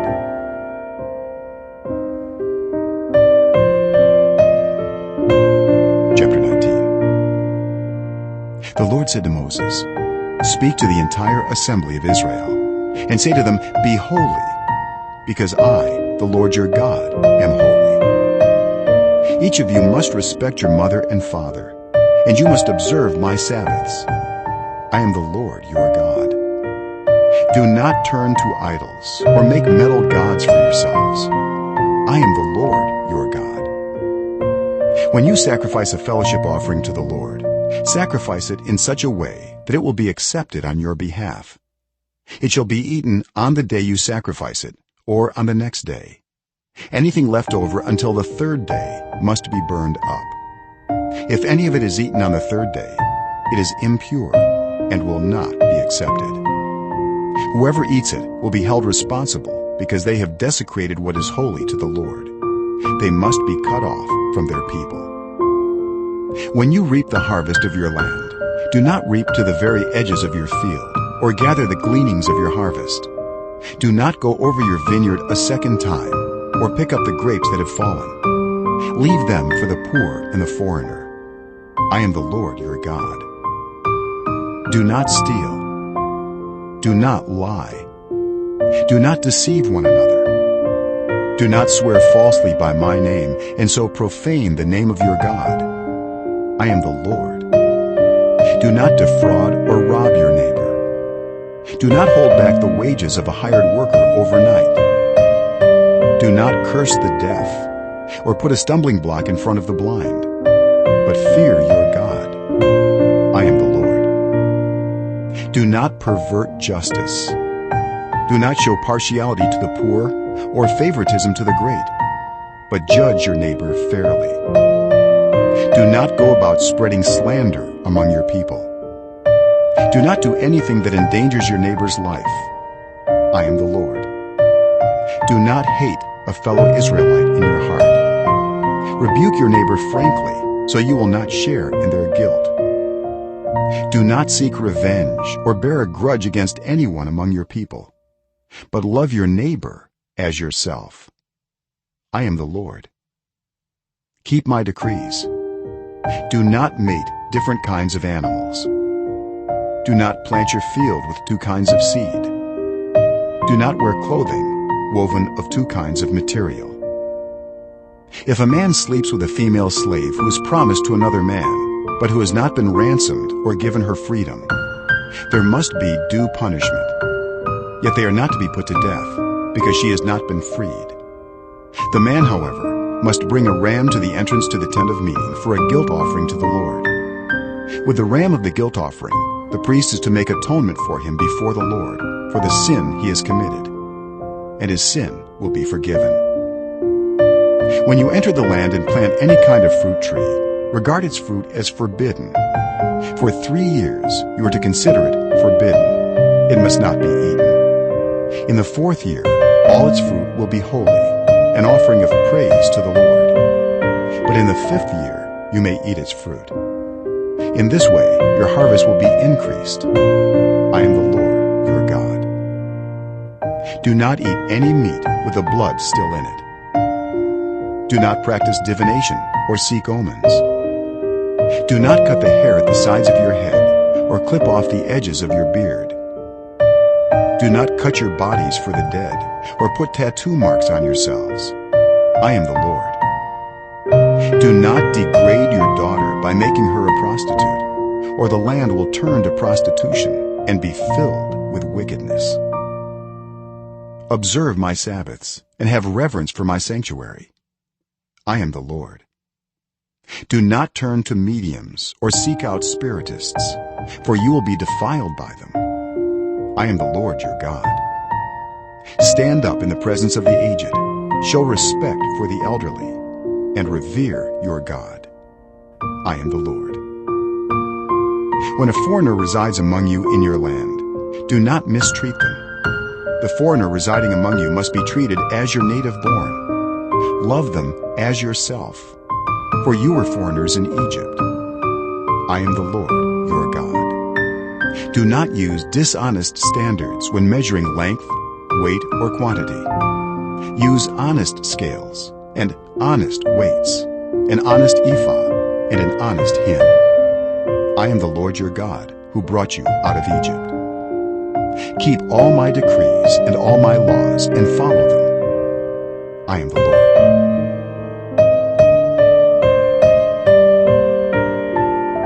Chapter 20. The Lord said to Moses, "Say to the Israelites, any Israelite or any foreigner residing in Israel who sacrifices any of his children to Molech is to be put to death. The members of the community are to stone him. I myself will set my face against him and will cut him off from his people. For by sacrificing his children to Molech, he has defiled my sanctuary and profaned my holy name. If the members of the community close their eyes when that man sacrifices one of his children to Molech, and if they fail to put him to death, I myself will set my face against him and his family, and will cut them off from their people, together with all who follow him in prostituting themselves to Molech. I will set my face against anyone who turns to mediums and spiritists to prostitute themselves by following them, and I will cut them off from their people. Consecrate yourselves and be holy, because I am the Lord your God. Keep my decrees and follow them. I am the Lord who makes you holy. Anyone who curses their father or mother is to be put to death. because they have cursed their father or mother. Their blood will be on their own head. If a man commits adultery with another man's wife, with the wife of his neighbor, both the adulterer and the adulteress are to be put to death.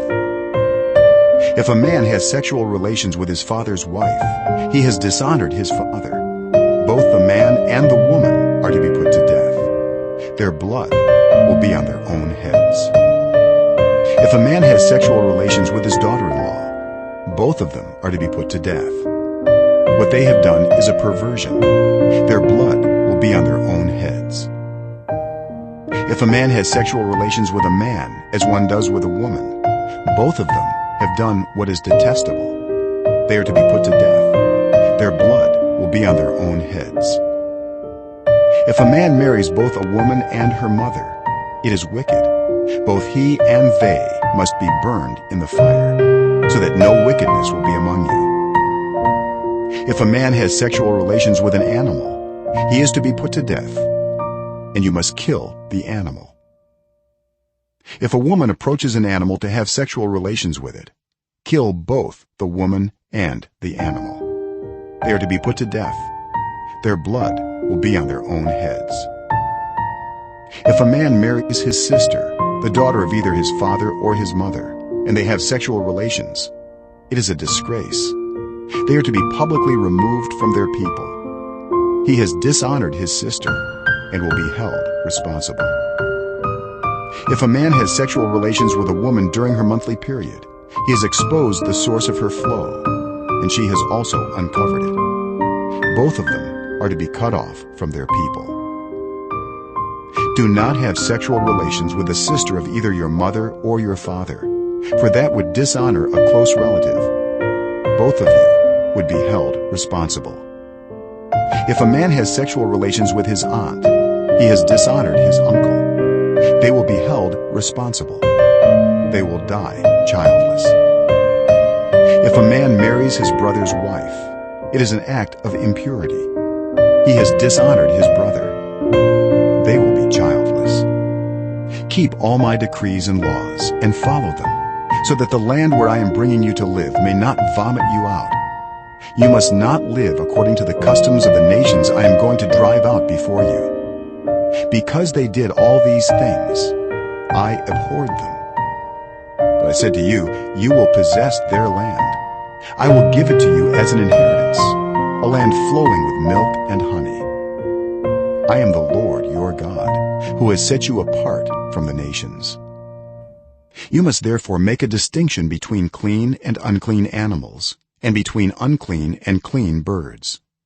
Do not defile yourselves by any animal or bird, or anything that moves along the ground, those that I have set apart as unclean for you.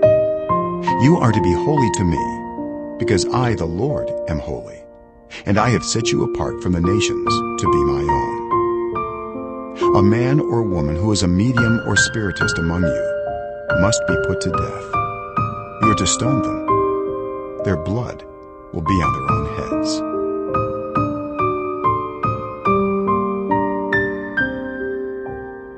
Chapter 21. The Lord said to Moses, "Speak to the priests, the sons of Aaron, and say to them, a priest must not make himself ceremonially unclean for any of his people who die, except for a close relative, such as his mother or father, his son or daughter, his brother, or an unmarried sister who is dependent on him, since she has no husband. For her he may make himself unclean. He must not make himself unclean for people related to him by marriage, and so defile himself. Priests must not shave their heads, or shave off the edges of their beards, or cut their bodies. They must be holy to their God, and must not profane the name of their God. Because they present the food offerings to the Lord, the food of their God, they are to be holy. They must not marry women defiled by prostitution, or divorced from their husbands, because priests are holy to their God. Regard them as holy, because they offer up the food of your God. Consider them holy, because I, the Lord, am holy, I, who make you holy. If a priest's daughter defiles herself by becoming a prostitute, she disgraces her father. she must be burned in the fire. The high priest, the one among his brothers who has had the anointing oil poured on his head, and who has been ordained to wear the priestly garments, must not let his hair become unkempt or tear his clothes. He must not enter a place where there is a dead body. He must not make himself unclean, even for his father or mother, nor leave the sanctuary of his God or desecrate it, because he has been dedicated by the anointing oil of his God. I am the Lord. The woman he marries must be a virgin. He must not marry a widow, a divorced woman, or a woman defiled by prostitution, but only a virgin from his own people, so that he will not defile his offspring among his people. I am the Lord who makes him holy. The Lord said to Moses, "Say to Aaron, for the generations to come, none of your descendants who has a defect may come near to offer the food of his God. No man who has any defect may come near. No man who is blind or lame, disfigured or deformed. No man with a crippled foot or hand, or who is a hunchback or a dwarf, or who has any eye defect, or who has festering or running sores, or damaged testicles. No descendant of Aaron the priest who has any defect is to come near to present the food offerings to the Lord. He has a defect.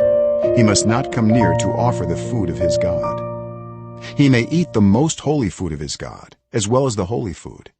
Yet because of his defect, he must not go near the curtain or approach the altar, and so desecrate my sanctuary. I am the Lord who makes them holy." So Moses told this to Aaron and his sons and to all the Israelites.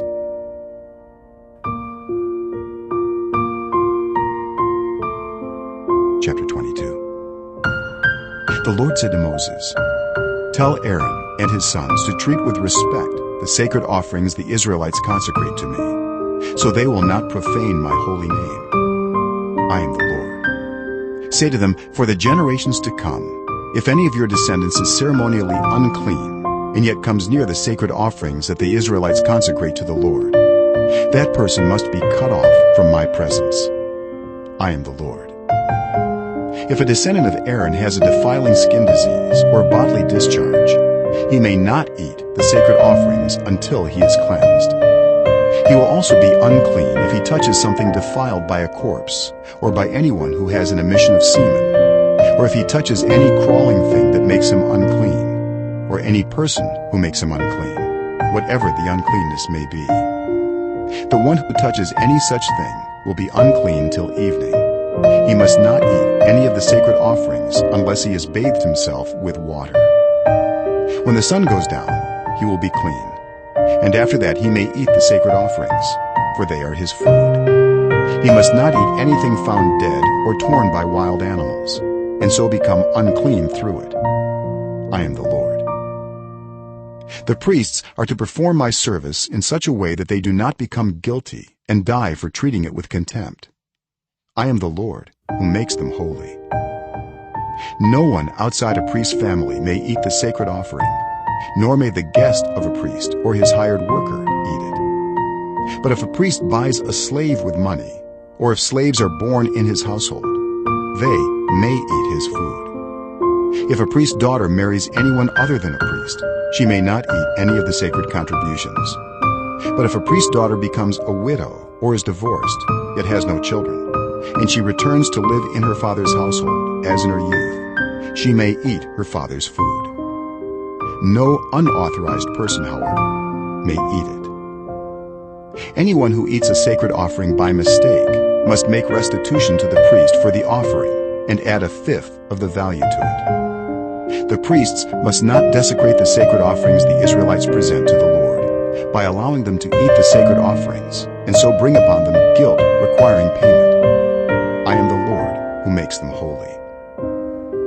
The Lord said to Moses, "Speak to Aaron and his sons and to all the Israelites, and say to them, if any of you, whether an Israelite or a foreigner residing in Israel, presents a gift for a burnt offering to the Lord, either to fulfill a vow or as a free will offering, you must present a male without defect from the cattle, sheep, or goats, in order that it may be accepted on your behalf.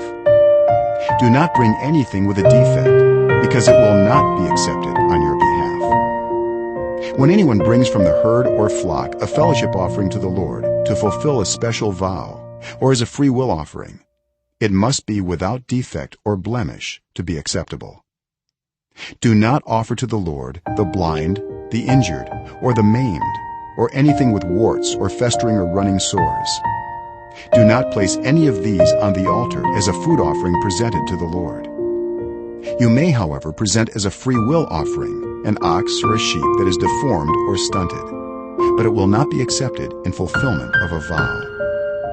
You must not offer to the Lord an animal whose testicles are bruised, crushed, torn, or cut. You must not do this in your own land, and you must not accept such animals from the hand of a foreigner and offer them as the food of your God. They will not be accepted on your behalf, because they are deformed and have defects. The Lord said to Moses, "When a calf, a lamb, or a goat is born, it is to remain with its mother for 7 days. From the 8th day on, it will be acceptable as a food offering presented to the Lord. Do not slaughter a cow or a sheep and its young on the same day." When you sacrifice a thank offering to the Lord, sacrifice it in such a way that it will be accepted on your behalf. It must be eaten that same day. Leave none of it till morning. I am the Lord. Keep my commands and follow them. I am the Lord. Do not profane my holy name, for I must be acknowledged as holy by the Israelites. I am the Lord, who made you holy and who brought you out of Egypt to be your God. I am the Lord.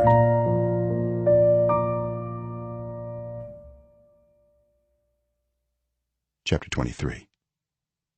The Lord said to Moses, "Speak to the Israelites, and say to them, These are my appointed festivals, the appointed festivals of the Lord, which you are to proclaim as sacred assemblies.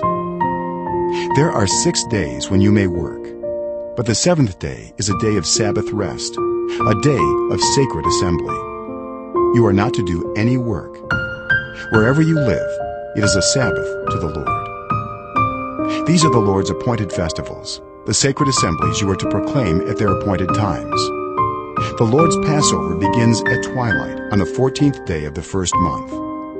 On the 15th day of that month, the Lord's festival of unleavened bread begins. For 7 days you must eat bread made without yeast. On the first day, hold a sacred assembly and do no regular work. For 7 days, present a food offering to the Lord. And on the 7th day, hold a sacred assembly and do no regular work.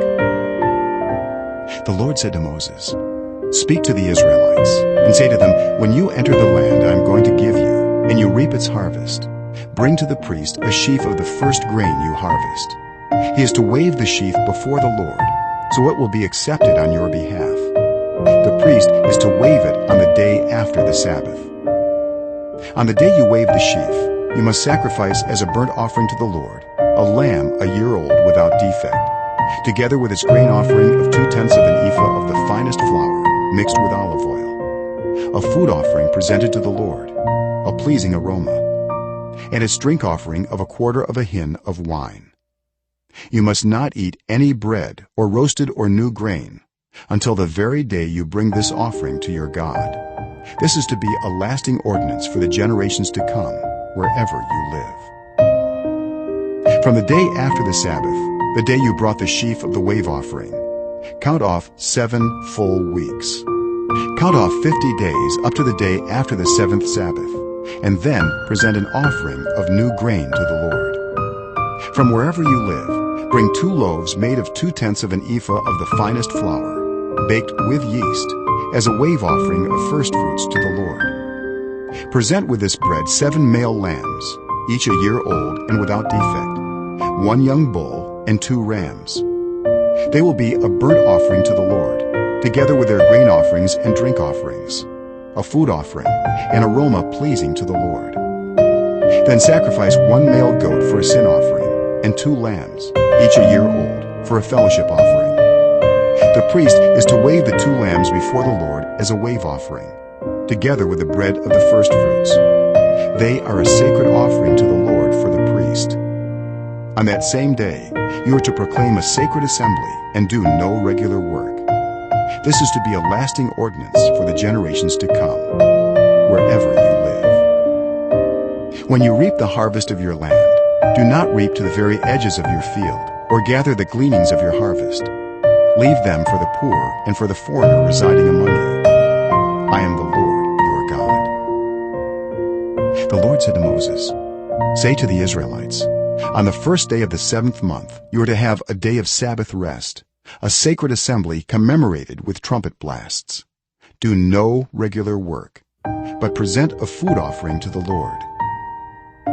The Lord said to Moses, "The 10th day of this 7th month is the Day of Atonement. Hold a sacred assembly and deny yourselves, and present a food offering to the Lord. Do not do any work on that day, because it is the Day of Atonement, when atonement is made for you before the Lord your God. Those who do not deny themselves on that day must be cut off from their people. I will destroy from among their people anyone who does any work on that day. You shall do no work at all. This is to be a lasting ordinance for the generations to come, wherever you live. It is a day of Sabbath rest for you, and you must deny yourselves. From the evening of the 9th day of the month until the following evening, you are to observe your Sabbath." The Lord said to Moses, "Say to the Israelites, on the 15th day of the 7th month, the Lord's festival of tabernacles begins, and it lasts for 7 days. The first day is a sacred assembly. Do no regular work. For 7 days present food offerings to the Lord. And on the 8th day, hold a sacred assembly and present a food offering to the Lord. It is the closing special assembly. Do no regular work. These are the Lord's appointed festivals, which you are to proclaim as sacred assemblies for bringing food offerings to the Lord, the burnt offerings and grain offerings, sacrifices and drink offerings required for each day. These offerings are in addition to those for the Lord's Sabbaths, and in addition to your gifts, and whatever you have vowed, and all the free will offerings you give to the Lord. So beginning with the 15th day of the 7th month, after you have gathered the crops of the land, celebrate the festival to the Lord for 7 days. The first day is a day of Sabbath rest, and the 8th day also is a day of Sabbath rest. On the first day, you are to take branches from luxuriant trees, from palms, willows, and other leafy trees, and rejoice before the Lord your God for 7 days. Celebrate this as a festival to the Lord for 7 days each year. This is to be a lasting ordinance for the generations to come. Celebrate it in the 7th month. Live in temporary shelters for 7 days.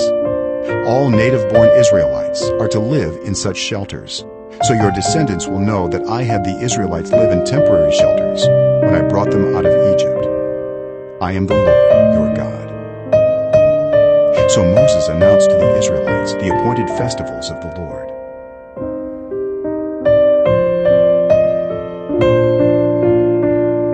Chapter 24. The Lord said to Moses, "Command the Israelites to bring you clear oil of pressed olives for the light, so that the lamps may be kept burning continually. Outside the curtain that shields the Ark of the Covenant law in the tent of meeting, Aaron is to tend the lamps before the Lord from evening till morning, continually. This is to be a lasting ordinance for the generations to come. The lamps on the pure gold lampstand before the Lord must be tended continually. Take the finest flour and bake 12 loaves of bread, using 2/10 of an ephah for each loaf. Arrange them in 2 stacks, 6 in each stack, on the table of pure gold before the Lord. By each stack, put some pure incense as a memorial portion to represent the bread and to be a food offering presented to the Lord. This bread is to be set out before the Lord regularly, Sabbath after Sabbath, on behalf of the Israelites, as a lasting covenant. It belongs to Aaron and his sons, who are to eat it in the sanctuary area, because it is a most holy part of their perpetual share of the food offerings presented to the Lord." Now the son of an Israelite mother and an Egyptian father went out among the Israelites, and a fight broke out in the camp between him and an Israelite. The son of the Israelite woman blasphemed the name with a curse. So they brought him to Moses. His mother's name was Shelomith, the daughter of Dibri the Danite. They put him in custody until the will of the Lord should be made clear to them. Then the Lord said to Moses, "Take the blasphemer outside the camp. All those who heard him are to lay their hands on his head, and the entire assembly is to stone him. Say to the Israelites, anyone who curses their God will be held responsible. Anyone who blasphemes the name of the Lord is to be put to death. The entire assembly must stone them, whether foreigner or native born. When they blaspheme the name, they are to be put to death. Anyone who takes the life of a human being is to be put to death. Anyone who takes the life of someone's animal must make restitution, life for life. Anyone who injures their neighbor is to be injured in the same manner, fracture for fracture, eye for eye, tooth for tooth. The one who has inflicted the injury must suffer the same injury. Whoever kills an animal must make restitution, but whoever kills a human being is to be put to death. You are to have the same law for the foreigner and the native born. I am the Lord your God." Then Moses spoke to the Israelites, and they took the blasphemer outside the camp and stoned him. The Israelites did as the Lord commanded Moses.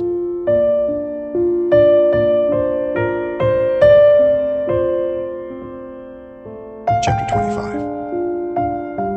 The Lord said to Moses at Mount Sinai, "Speak to the Israelites and say to them, when you enter the land I am going to give you, the land itself must observe a Sabbath to the Lord. For 6 years sow your fields, and for 6 years prune your vineyards and gather their crops. But in the 7th year, the land is to have a year of Sabbath rest, a Sabbath to the Lord. Do not sow your fields or prune your vineyards. Do not reap what grows of itself, or harvest the grapes of your untended vines. The land is to have a year of rest.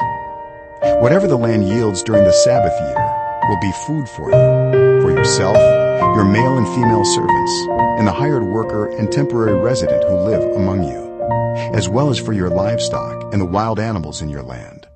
Whatever the land produces may be eaten.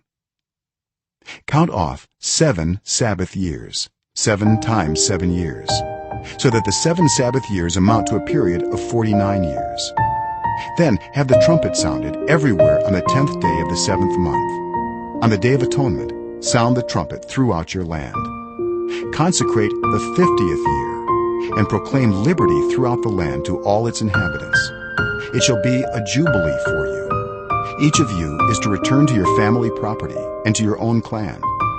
The 50th year shall be a jubilee for you. Do not sow and do not reap what grows of itself, or harvest the untended vines.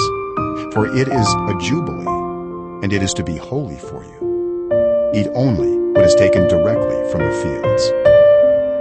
In this year of jubilee, everyone is to return to their own property. If you sell land to any of your own people, or buy land from them, do not take advantage of each other. You are to buy from your own people on the basis of the number of years since the Jubilee, and they are to sell to you on the basis of the number of years left for harvesting crops. When the years are many, you are to increase the price, and when the years are few, you are to decrease the price, because what is really being sold to you is the number of crops. Do not take advantage of each other, but fear your God. I am the Lord your God.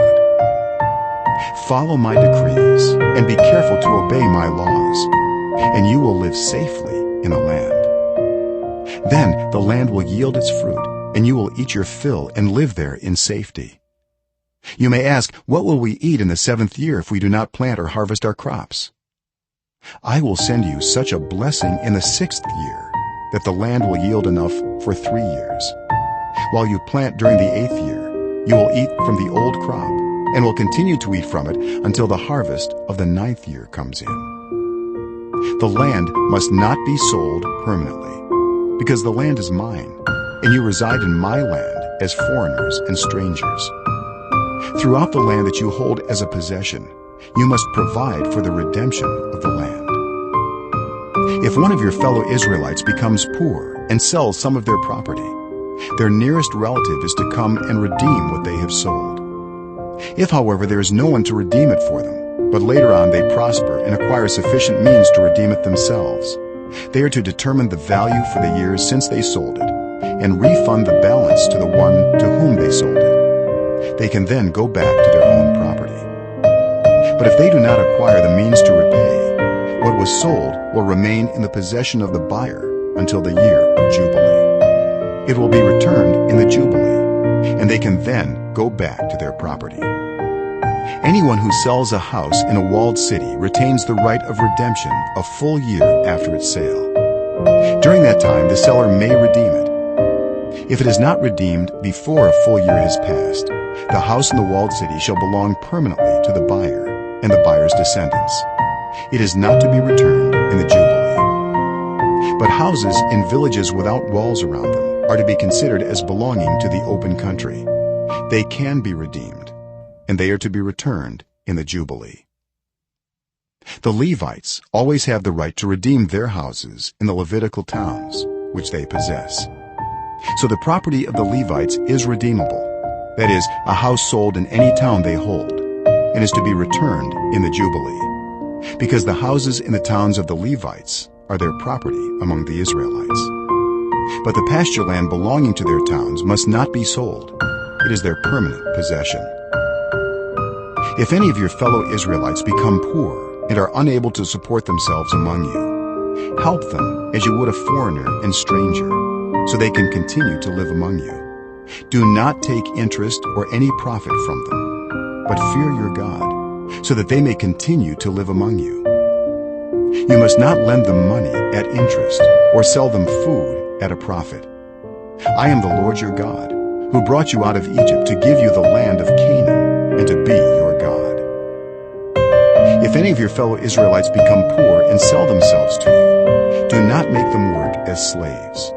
They are to be treated as hired workers or temporary residents among you. They are to work for you until the year of Jubilee. Then they and their children are to be released, and they will go back to their own clans and to the property of their ancestors. Because the Israelites are my servants, whom I brought out of Egypt, they must not be sold as slaves. Do not rule over them ruthlessly, but fear your God. Your male and female slaves are to come from the nations around you. From them you may buy slaves. You may also buy some of the temporary residents living among you and members of their clans born in your country, and they will become your property. You can bequeath them to your children as inherited property and can make them slaves for life. But you must not rule over your fellow Israelites ruthlessly. If a foreigner residing among you becomes rich, and any of your fellow Israelites become poor and sell themselves to the foreigner or to a member of the foreigner's clan, they retain the right of redemption after they have sold themselves. One of their relatives may redeem them. An uncle or a cousin or any blood relative in their clan may redeem them.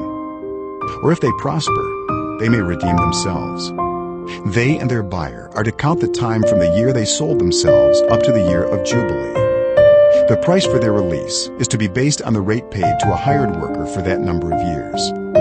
If many years remain, they must pay for their redemption a larger share of the price paid for them. If only a few years remain until the year of Jubilee, they are to compute that and pay for their redemption accordingly.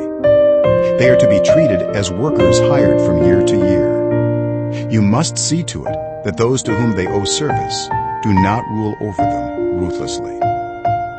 Even if someone is not redeemed in any of these ways, they and their children are to be released in the year of Jubilee, for the Israelites belong to me as servants. They are my servants, whom I brought out of Egypt. I am the Lord your God.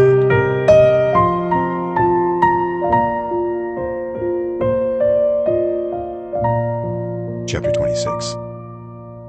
Do not make idols, or set up an image or a sacred stone for yourselves, and do not place a carved stone in your land to bow down before it. I am the Lord your God. Observe my Sabbaths and have reverence for my sanctuary. I am the Lord. If you follow my decrees and are careful to obey my commands, I will send you rain in its season, and the ground will yield its crops and the trees their fruit. Your threshing will continue until grape harvest, and the grape harvest will continue until planting. And you will eat all the food you want and live in safety in your land. I will grant peace in the land, and you will lie down, and no one will make you afraid. I will remove wild beasts from the land, and the sword will not pass through your country. You will pursue your enemies, and they will fall by the sword before you. 5 of you will chase 100, and 100 of you will chase 10,000, and your enemies will fall by the sword before you. I will look on you with favor and make you fruitful and increase your numbers, and I will keep my covenant with you. You will still be eating last year's harvest when you will have to move it out to make room for the new. I will put my dwelling place among you, and I will not abhor you. I will walk among you and be your God, and you will be my people. I am the Lord your God, who brought you out of Egypt, so that you would no longer be slaves to the Egyptians. I broke the bars of your yoke and enabled you to walk with heads held high. But if you will not listen to me and carry out all these commands, and if you reject my decrees and abhor my laws, and fail to carry out all my commands and so violate my covenant, then I will do this to you. I will bring on you sudden terror, wasting diseases and fever that will destroy your sight and sap your strength. You will plant seed in vain, because your enemies will eat it. I will set my face against you, so that you will be defeated by your enemies. Those who hate you will rule over you, and you will flee even when no one is pursuing you. If after all this you will not listen to me, I will punish you for your sins 7 times over. I will break down your stubborn pride and make the sky above you like iron and the ground beneath you like bronze. Your strength will be spent in vain, because your soil will not yield its crops, nor will the trees of your land yield their fruit. If you remain hostile toward me and refuse to listen to me, I will multiply your afflictions 7 times over, as your sins deserve. I will send wild animals against you, and they will rob you of your children, destroy your cattle, and make you so few in number that your roads will be deserted. If in spite of these things you do not accept my correction, but continue to be hostile toward me, I myself will be hostile toward you, and will afflict you for your sins 7 times over. And I will bring the sword on you to avenge the breaking of the covenant. When you withdraw into your cities, I will send a plague among you, and you will be given into enemy hands. When I cut off your supply of bread, 10 women will be able to bake your bread in 1 oven, and they will dole out the bread by weight. You will eat, but you will not be satisfied. If in spite of this you still do not listen to me, but continue to be hostile toward me, then in my anger I will be hostile toward you, and I myself will punish you for your sins 7 times over. You will eat the flesh of your sons and the flesh of your daughters. I will destroy your high places, cut down your incense altars, and pile your dead bodies on the lifeless forms of your idols. And I will abhor you. I will turn your cities into ruins and lay waste your sanctuaries. And I will take no delight in the pleasing aroma of your offerings. I myself will lay waste the land, so that your enemies who live there will be appalled. I will scatter you among the nations, and will draw out my sword and pursue you. Your land will be laid waste, and your cities will lie in ruins. Then the land will enjoy its Sabbath years, all the time that it lies desolate, and you are in the country of your enemies. Then the land will rest and enjoy its Sabbaths. All the time that it lies desolate, the land will have the rest it did not have during the Sabbaths you lived in it. As for those of you who are left, I will make their hearts so fearful in the lands of their enemies that the sound of a wind-blown leaf will put them to flight. They will run as though fleeing from the sword, and they will fall, even though no one is pursuing them.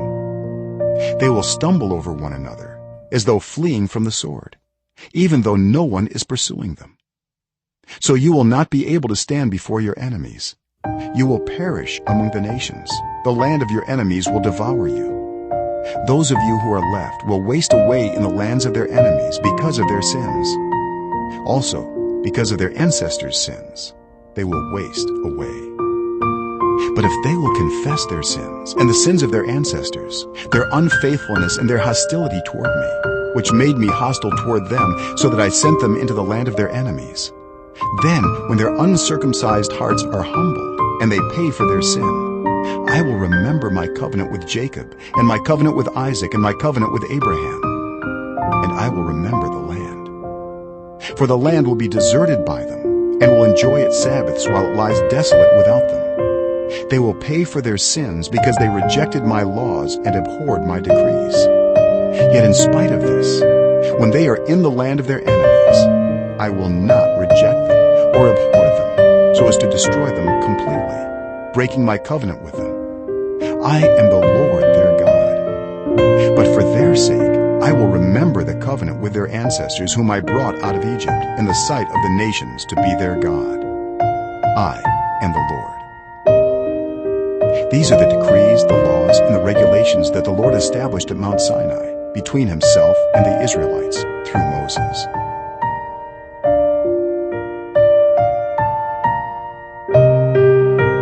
Chapter 27. The Lord said to Moses, "Speak to the Israelites, and say to them, if anyone makes a special vow to dedicate a person to the Lord by giving the equivalent value, set the value of a male between the ages of 20 and 60 at 50 shekels of silver, according to the sanctuary shekel.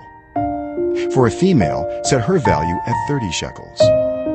For a person between the ages of 5 and 20, set the value of a male at 20 shekels, and of a female at 10 shekels. For a person between 1 month and 5 years, set the value of a male at 5 shekels of silver, and that of a female at 3 shekels of silver. For a person 60 years old or more, set the value of a male at 15 shekels, and of a female at 10 shekels. If anyone making the vow is too poor to pay the specified amount, the person being dedicated is to be presented to the priest, who will set the value according to what the one making the vow can afford. If what they vowed is an animal that is acceptable as an offering to the Lord, such an animal given to the Lord becomes holy. They must not exchange it or substitute a good one for a bad one, or a bad one for a good one. If they should substitute one animal for another, both it and the substitute become holy. If what they vowed is a ceremonially unclean animal, one that is not acceptable as an offering to the Lord, the animal must be presented to the priest, who will judge its quality as good or bad. Whatever value the priest then sets, that is what it will be. If the owner wishes to redeem the animal, a fifth must be added to its value. If anyone dedicates their house as something holy to the Lord, the priest will judge its quality as good or bad. Whatever value the priest then sets, so it will remain. If the one who dedicates their house wishes to redeem it, they must add a fifth to its value, and the house will again become theirs. If anyone dedicates to the Lord part of their family land, its value is to be set according to the amount of seed required for it, 50 shekels of silver to a homer of barley seed. If they dedicate a field during the year of Jubilee, the value that has been set remains. But if they dedicate a field after the Jubilee, the priest will determine the value according to the number of years that remain until the next year of Jubilee, and its set value will be reduced. If the one who dedicates the field wishes to redeem it, they must add a fifth to its value, and the field will again become theirs. If, however, they do not redeem the field, or if they have sold it to someone else, it can never be redeemed. When the field is released in the Jubilee, it will become holy, like a field devoted to the Lord. It will become priestly property. If anyone dedicates to the Lord a field they have bought, which is not part of their family land, the priest will determine its value up to the year of Jubilee. and the owner must pay its value on that day as something holy to the Lord. In the year of Jubilee, the field will revert to the person from whom it was bought, the one whose land it was. Every value is to be set according to the sanctuary shekel, 20 gerahs to the shekel. No one, however, may dedicate the firstborn of an animal, since the firstborn already belongs to the Lord. Whether an ox or a sheep, it is the Lord's. If it is one of the unclean animals, it may be bought back at its set value, adding a fifth of the value to it. If it is not redeemed, it is to be sold at its set value. But nothing that a person owns and devotes to the Lord, whether a human being or an animal or family land, may be sold or redeemed. Everything so devoted is most holy to the Lord. No person devoted to destruction may be ransomed. They are to be put to death. A tithe of everything from the land, whether grain from the soil or fruit from the trees, belongs to the Lord. It is holy to the Lord. Whoever would redeem any of their tithe must add a fifth of the value to it. Every tithe of the herd and flock, every 10th animal that passes under the shepherd's rod, will be holy to the Lord. No one may pick out the good from the bad or make any substitution. If anyone does make a substitution, both the animal and its substitute become holy and cannot be redeemed. These are the commands the Lord gave Moses at Mount Sinai for the Israelites.